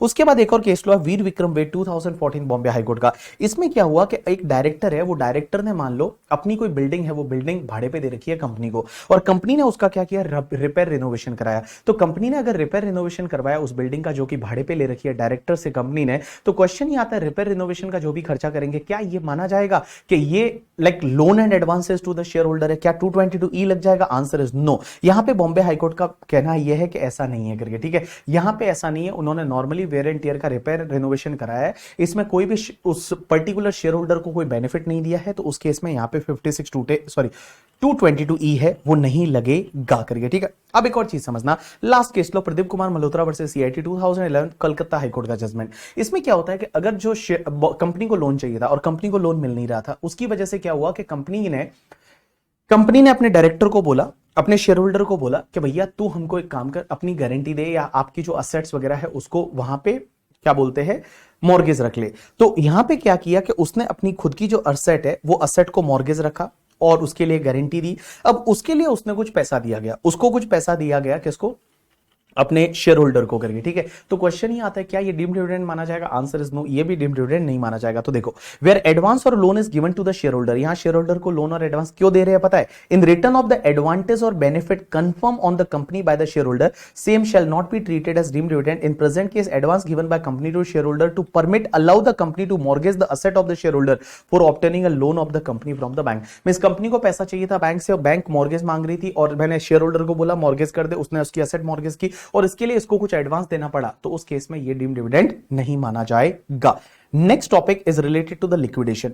अब एक बात समझना, जब भी कंपनी लिक्विडेशन में जाती है तो उस केस में क्या होता है? तो देखो, सबसे पहली चीज तो ये है कि जब भी कंपनी लिक्विडेशन में जाती है ना, तो उस केस में कंपनी जब असेट को डिस्ट्रीब्यूट करेगी उस टाइम पे डीम्ड डिविडेंड माना जाएगा to the extent accumulated profit of the company on the date of liquidation. तो जिस लिक्विडेशन की डेट पे कितना एक्यूमुलेटेड प्रॉफिट था और कितनी असेट डिस्ट्रीब्यूट की, जैसे एक्यूमुलेटेड प्रॉफिट 50 लाख था और 70 लाख की असेट डिस्ट्रीब्यूट की, तो उस केस में 50 लाख है वो डीम्ड डिविडेंड माना जाएगा शेयर होल्डर के हाथ में, और शेयर होल्डर के हाथ में इनकम फ्रॉम अदर सोर्सेज में टैक्सेबल हो जाएगा। कंपनी जब भी असेट बांटती है ये ट्रांसफर नहीं माना जाएगा, इस केस में कोई भी कंपनी के हाथ में कैपिटल गेन नहीं लगेगा। लेकिन सर शेयर होल्डर के हाथ में क्या होगा? तो एक बात समझना, शेयर होल्डर के हाथ में जब भी लिक्विडेशन के केस में जब भी उसको पैसा या एसेट मिलेगा उसको कैपिटल गेन लगेगा। कैपिटल गेन कितना लगेगा? उसके लिए फुल वैल्यू ऑफ कंसीडरेशन लेना पड़ेगा। तो फुल वैल्यू ऑफ कंसीडरेशन कैसे लेंगे पता है? जो शेयर होल्डर को एसेट मिला उसका फेयर मार्केट वैल्यू ले लीजिए, जो मनी मिला वो मनी ले लीजिए, तो उसकी टोटल कर दिया, उसमें से जितना 222C में डीम्ड डिविडेंड माना जा चुका है शेयर होल्डर के हाथ में वो लेस कर दीजिए, बाकी वाला है वो फुल वैल्यू ऑफ कंसीडरेशन माना जाएगा। और उसमें से आप एक काम करिए,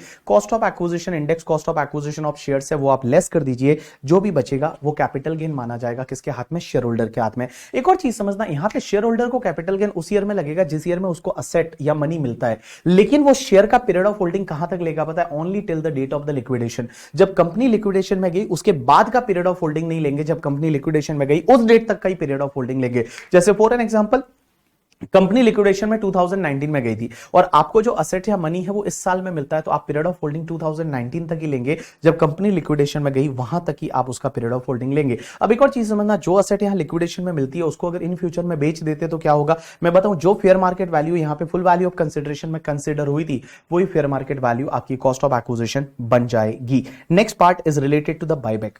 अब एक चीज समझना, जब भी कंपनी है वो अपने शेयर को बायबैक करती है तो उस केस में क्या होगा? दो चीजें हैं। सबसे पहले आप इसको ऐसे ध्यान रखेंगे कि अगर डोमेस्टिक कंपनी अपने शेयर को बायबैक करेगी तो क्या होगा? तो डोमेस्टिक कंपनी अपने शेयर को बायबैक करती है ना, तो उस केस में कंपनी को डिस्ट्रीब्यूटेड इनकम पे टैक्स भरना पड़ता है 23.296% की रेट से।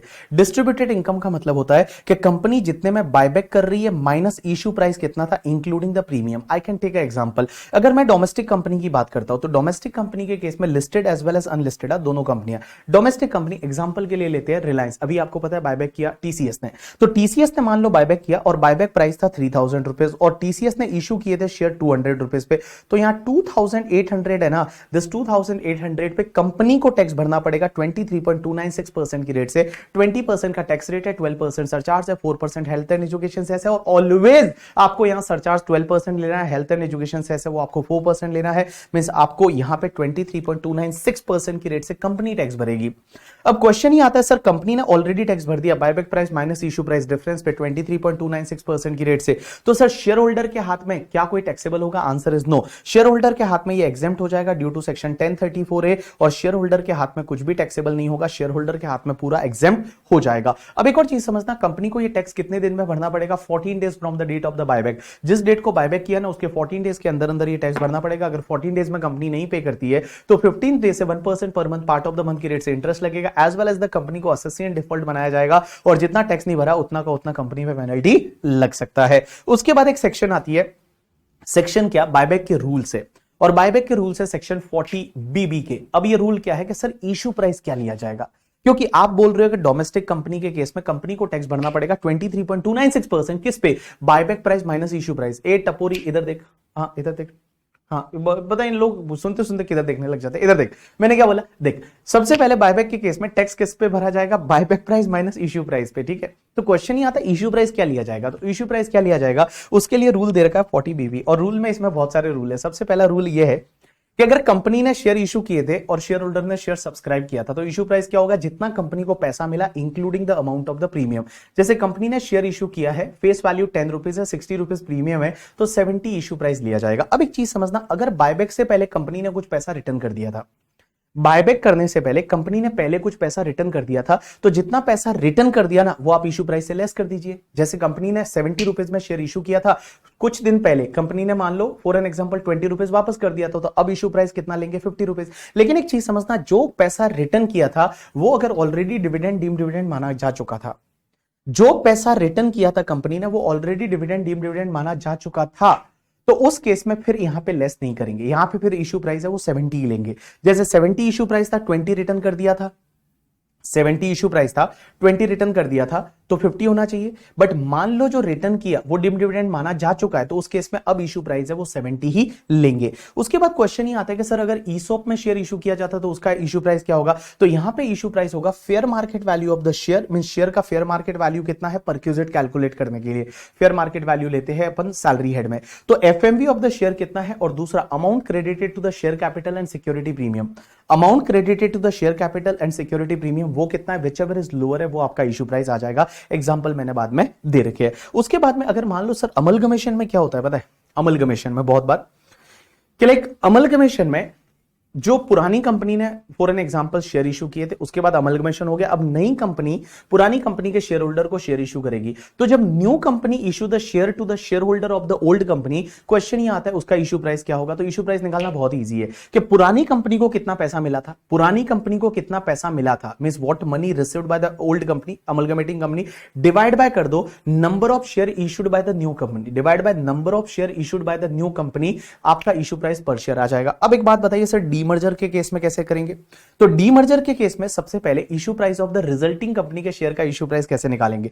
तो रिजल्टिंग कंपनी के शेयर का इशू प्राइस निकालने के लिए आप एक काम करिए, डीमर्जर कंपनी को कितना पैसा मिला था शेयर इशू करने के लिए वो ले लीजिए, डीमर्ज कंपनी पुरानी कंपनी को कितना पैसा मिला था शेयर इशू करने का वो ले लीजिए, multiply by net worth like net asset of the net book value of the asset transfer in demerger divide by just net worth before the demerger, उस प्रपोर्शन में जो भी अमाउंट आएगा divide by number of share issued by the resulting company, ये resulting company के share का issue price आ जाएगा। तो सर एक बात बताइए, अब डीमर्ज कंपनी के शेयर का इशू प्राइस कितना बचेगा? तो डीमर्ज कंपनी को कितना पैसा मिला था शेयर इशू करते टाइम, माइनस कर दीजिए रिजल्टिंग कंपनी के शेयर का इशू प्राइस कितना आया, जो भी बचेगा दैट इज द आपके डीमर्ज कंपनी के शेयर का इशू प्राइस माना जाएगा। अब एक और चीज समझना, बहुत बार क्या होता है कि आप लोग किसी असेट को एक्वायर करने के लिए शेयर इशू करते हो या किसी लाइबिलिटी को सेटल करने के लिए शेयर इशू करते हो, तो उसका इशू प्राइस कैसे निकालेंगे? तो उसमें क्या करना है, जो असेट को आपने एक्वायर किया उसकी फेयर मार्केट वैल्यू कितनी है, या जो लाइबिलिटी को सेटल किया उसकी फेयर मार्केट वैल्यू कितनी है, तो fair market value of the asset और लाइबिलिटी,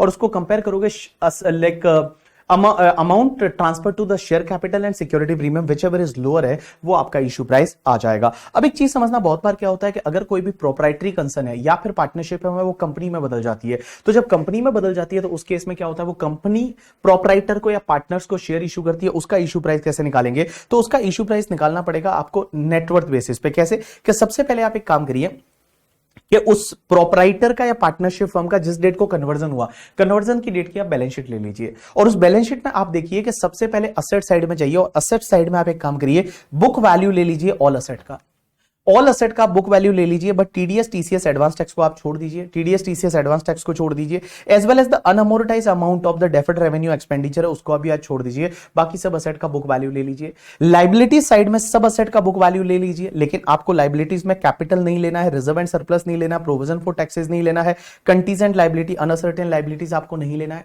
तो आप क्या करेंगे, असेट की बुक वैल्यू माइनस लाइबिलिटीज की बुक वैल्यू, और जो भी डिवाइड करेंगे number of share issued by the company, तो आपको हर शेयर का इशू प्राइस मिल जाएगा। सर एक बात बताइए, अगर हमने बोनस शेयर इशू किए थे तो बोनस शेयर का इशू प्राइस क्या होता है? निल। तो बोनस शेयर का इशू प्राइस है वो आपको कुछ भी नहीं लेना है, आपको निल लेना है। उसके बाद अगर एक बात बताऊं, बहुत बार क्या होता है, शेयर इशू करते हैं डिबेंचर के कन्वर्जन पे, डिबेंचर बॉन्ड्स है वो पहले इशू किए थे, अब उसकी जगह आपने शेयर कन्वर्ट करके शेयर इशू कर दिए, तो वो शेयर का इशू प्राइस क्या आएगा? तो आप एक काम करिए कि जब आपने पहले बॉन्ड्स इशू किए थे, डिबेंचर इशू किए थे, कोई और सर्टिफिकेट इशू किए थे, उसके लिए कितना पैसा मिला था कंपनी को, divide by number of share अभी कितने इशू किए जा रहे हैं, नंबर ऑफ शेयर कितने इशू किए जा रहे हैं, आपको मिल जाएगा इशू प्राइस। अब एक बात समझना, कभी कभी बायबैक अगर डीमैट अकाउंट से करते हैं, अगर डीमैट अकाउंट से बायबैक करते हैं, मींस जो शेयर है वो डीमैट में पड़े हैं, आइडेंटिफाई नहीं कर पा रहे हैं कौन से वाले शेयर बायबैक हो रहे हैं, तो आप फीफो मेथड फॉलो करेंगे, मींस सबसे पहले जो इशू हुए थे वो सबसे पहले बायबैक होंगे, उसके बाद इशू हुए थे वो उसके बाद में बायबैक होंगे। और अगर मान लो आपका कोई अदर केस है जहां पे इशू प्राइस पता नहीं चल रहा है, तो उस केस में जो भी फेस वैल्यू जो है ना, वो फेस वैल्यू ऑफ शेयर है, वही आपका इशू प्राइस माना जाएगा। जो face value of the share है वो आपका इशू प्राइस माना जाएगा। यहां पे मैंने सब एग्जांपल दे रखे हैं, आप इन एग्जांपल्स को देखेंगे तो आपको सब समझ में आ जाएगा कि कौन से केसेस में कैसे इशू प्राइस निकालना है। अब एक चीज समझना, यहां पे मैंने बोला buyback of the share of the domestic company. अगर मान लो किसी अदर कंपनी के शेयर का बायबैक होता है तो उस केस में कंपनी के हाथ में कोई भी टैक्स ट्रीटमेंट नहीं होगा, ठीक है, कंपनी के हाथ में no tax treatment, but share holder के हाथ में कैपिटल गेन लगेगा। कैपिटल गेन कैसे लगेगा? सबसे पहले ले लीजिए बायबैक प्राइस माइनस क्या कर दीजिए कि जो भी cost of acquisition, index cost of acquisition of share और कैपिटल गेन शेयर होल्डर के हाथ में लगेगा। ये तब होगा जब कोई अदर सिक्योरिटी का बायबैक होता है करके, ठीक है, या अदर शेयर का बायबैक होता है other than the domestic company में, फॉरेन कंपनी के शेयर का बायबैक वगैरह होता है, तो इस केस में ये होगा। अदरवाइज आपको एग्जाम में ये डोमेस्टिक कंपनी वाला आने वाला है। और ये इशू प्राइस ध्यान रखना, बिकॉज एग्जाम में यू नो दैट कुछ एमसीक्यूज में ऐसे इशू प्राइस वाले क्वेश्चंस है वो बना के आपको डाल सकते हैं। तो आज अपन ने बहुत सारे टॉपिक्स है वो रिवाइज किए करके अदर सोर्सेज से चालू किया था और यहाँ पे अपन बायबैक तक पहुंच गए। जितने भी क्वेश्चंस है वो फटाफट आप कर लो, आराम से आपका हो जाएगा। अब बेटा एग्जाम की जो डेट है ना, फटाफट पास आते जा रही है और आपको अपनी पढ़ाई है उसको बहुत स्पीड से रखना पड़ेगा और अपने आप को कंट्रोल रखना पड़ेगा, अपने आप की हेल्थ पे ध्यान देना पड़ेगा, बाकी सब चीज़ों को मैनेज करना पड़ेगा। आपके जो टारगेट है उस टारगेट को अचीव करते जाओ, दुनिया को छोड़ दो, विरक्त हो जाओ दुनिया से। ये व्हाट्सएप और ये इंस्टाग्राम और ये सब जितने दुनिया भर की जो चीज़ें आप करते हो, इनसे थोड़े टाइम के लिए छोड़ दो। आपका काम है सिर्फ एंड सिर्फ पढ़ाई पे ध्यान देना, बिकॉज ये टाइम ऐसा है ना, जब आप पढ़ाई पे ध्यान दोगे तो सब चीज़ें मिल जाएगी और जब पढ़ाई पे ध्यान नहीं दोगे तो कुछ नहीं मिलेगा। दुनिया में बहुत बार ऐसा होता है, आपको ये लगता होगा कि लाइक बहुत सारी दुनिया में लोग छूट रहे हैं। मेरे को 2-3 दिन पहले एक फोन आया किसी का, स्टूडेंट का, बोला उसका रिलेशनशिप है, और ऐसे ऐसे फोन भी आ जाते हैं मेरे पास, क्या बताऊँ मैं आपको। रिलेशनशिप वो छूट रहा है, बोला मैं टाइम नहीं दे पा रहा हूँ ड्यू टू द लाइक पढ़ाई एंड ऑल, एंड वो वेट नहीं कर सकते। मैं बताऊँ छोड़ दो ना, क्या फर्क पड़ता है। तुम्हारे लिए प्रायोरिटी आपको सेट करनी पड़ेगी कि आज तुम्हारे लिए ज़्यादा जरूरी सीए है या बाकी सब चीज़ें हैं। और मैं बताऊं सीए नहीं बने ना, जो रिलेशन और जो चीज़ें आपके साथ है, जो लोग आपके साथ है ना, वो भी चले जाएंगे। और अगर आप सीए बन गए ना तो सब दुनिया में लोग हैं वो आपके पास में आ जाएंगे, ठीक है। क्योंकि आदमी जब सक्सेसफुल होता है ना तो सब लोग क्रेडिट लेने आते हैं, सब लोग बोलते हैं नहीं भाई हम है, ये है, वो है। और जिस दिन आप सक्सेसफुल नहीं हो ना तो कोई भी आपको नहीं पूछता है। एग्जाम्पल के लिए अभी आपको पता है पंजाब में इलेक्शन हुए, पंजाब में जो सीएम बने वो भगवंत मान करके जो सीएम बने, 2016 से उनकी वाइफ और वो अलग हो गए थे, उनके बच्चे हैं वो यूएस शिफ्ट हो गए थे करके, ठीक है, बात नहीं होती थी। बट अभी वो सीएम बन गए तो बच्चे भी आ गए, बीवी भी बोलती है कि लाइक मैं दुआ करती थी उनके लिए, समथिंग लाइक दैट, ठीक है। मैं ये नहीं बोल रहा हूँ, लाइक मैं बताऊँ ना, आदमी की सिचुएशन चेंज हो जाती है जब वो कुछ बन जाता है। मैं बताऊँ जिस दिन मैं सीए नहीं था ना, मेरे घर वाले भी मेरा नहीं सुनते थे, उनको कुछ भी बोल दो उनको लगता था यार तेरे को क्या आता है, उन्हीं को सब आता था करके, ठीक है। और आज की डेट में ऐसा है जब बाहर वाले लोग जाके उनको बोलते हैं कि नहीं यार तुम्हारा बेटा है वो ऐसा है, उसने हमको ये बताया वगैरह वगैरह, तो दे फील वेरी प्राउड और आजकल वो भी सुनते हैं। तो मैं आपको यही बोल रहा हूँ ना, जिस दिन आप बड़े हो जाओगे ना तो दुनिया सुनेगी, दुनिया आपके साथ रहेगी, दुनिया आपको पसंद करेगी, आप लाइक लोगों को पसंद करेंगे और आपको जो चीज़ें चाहिए वो मिल जाएगी जब आप कुछ बन जाओगे। तो उसी को सोचते हुए है ना अभी पढ़ाई करनी है आपको, वही सोचते हुए उसी को समझते हुए आपका जो देखो प्रोसेस पे ध्यान दीजिए। आप गोल तो सबका सेम ही है, लाइक आपको आपकी चाहत है सीए बनना, आप में से सब लोग चाहते हैं सीए बनना, कौन नहीं चाहता, कौन नहीं पढ़ता है, सबको कोई पढ़ता है। बट आज की जो प्रोसेस है ना, आज जो आपने पढ़ा है, आज के टारगेट सेट करिए, उसको कंप्लीट करिए, कल जो टारगेट है उसको कंप्लीट करिए करके, ठीक है। प्रोसेस है ना, प्रोसेस पे अगर आपने ध्यान दे दिया ना करके, ठीक है, तो आप जो गोल है वो इजीली अचीव कर पाओगे। और सिर्फ गोल के बारे में ड्रीम लेके बैठे रहे और प्रोसेस पे आपने ध्यान नहीं दिया तो फिर आप कुछ नहीं कर पाओगे, ठीक है। So guys thanks a lot, आपने ये रिवीजन लेक्चर सुना। अब अपन कल से चालू करेंगे इंटरनेशनल टैक्सेशन वाला पार्ट, और जहां पे मैं आपको इंटरनेशनल टैक्सेशन है वो मैं आपको रिवाइज कराने वाला हूं, जो कि 30 मार्क्स के पार्ट में अपन मोस्ट ऑफ टॉपिक है वो अपन रिवाइज कर लेंगे रिवीजन लेक्चर में, ठीक है। चलो thanks a lot people, that's enough for today from my side. और इस वीडियो को लाइक कर दिए, बहुत बार मैंने देखा लोग लाइक ही नहीं करते हैं करके। मैंने कल डेटा देख रहा था एक, और वो डेटा जो था उसमें ऐसा था कि लाइक बहुत सारे बच्चे लेक्चर देखते हैं और वो उन्होंने चैनल ही सब्सक्राइब नहीं कर रखा है या लाइक ही नहीं कर रखा है। लाइक कर लो पहले, सब्सक्राइब कर लो चैनल करके, ठीक है। जब भी नया लेक्चर अपलोड होगा आपको नोटिफिकेशन मिल जाएगा, ठीक है। उससे मुझे कोई बेनिफिट नहीं होने वाला, but I am excited because इस चैनल पे 2,50,000 सब्सक्राइबर कंप्लीट होने वाले हैं। सो आई एम एक्साइटेड कि फटाफट वो कंप्लीट हो जाए। चलो thanks a lot people, that's enough for today from my side.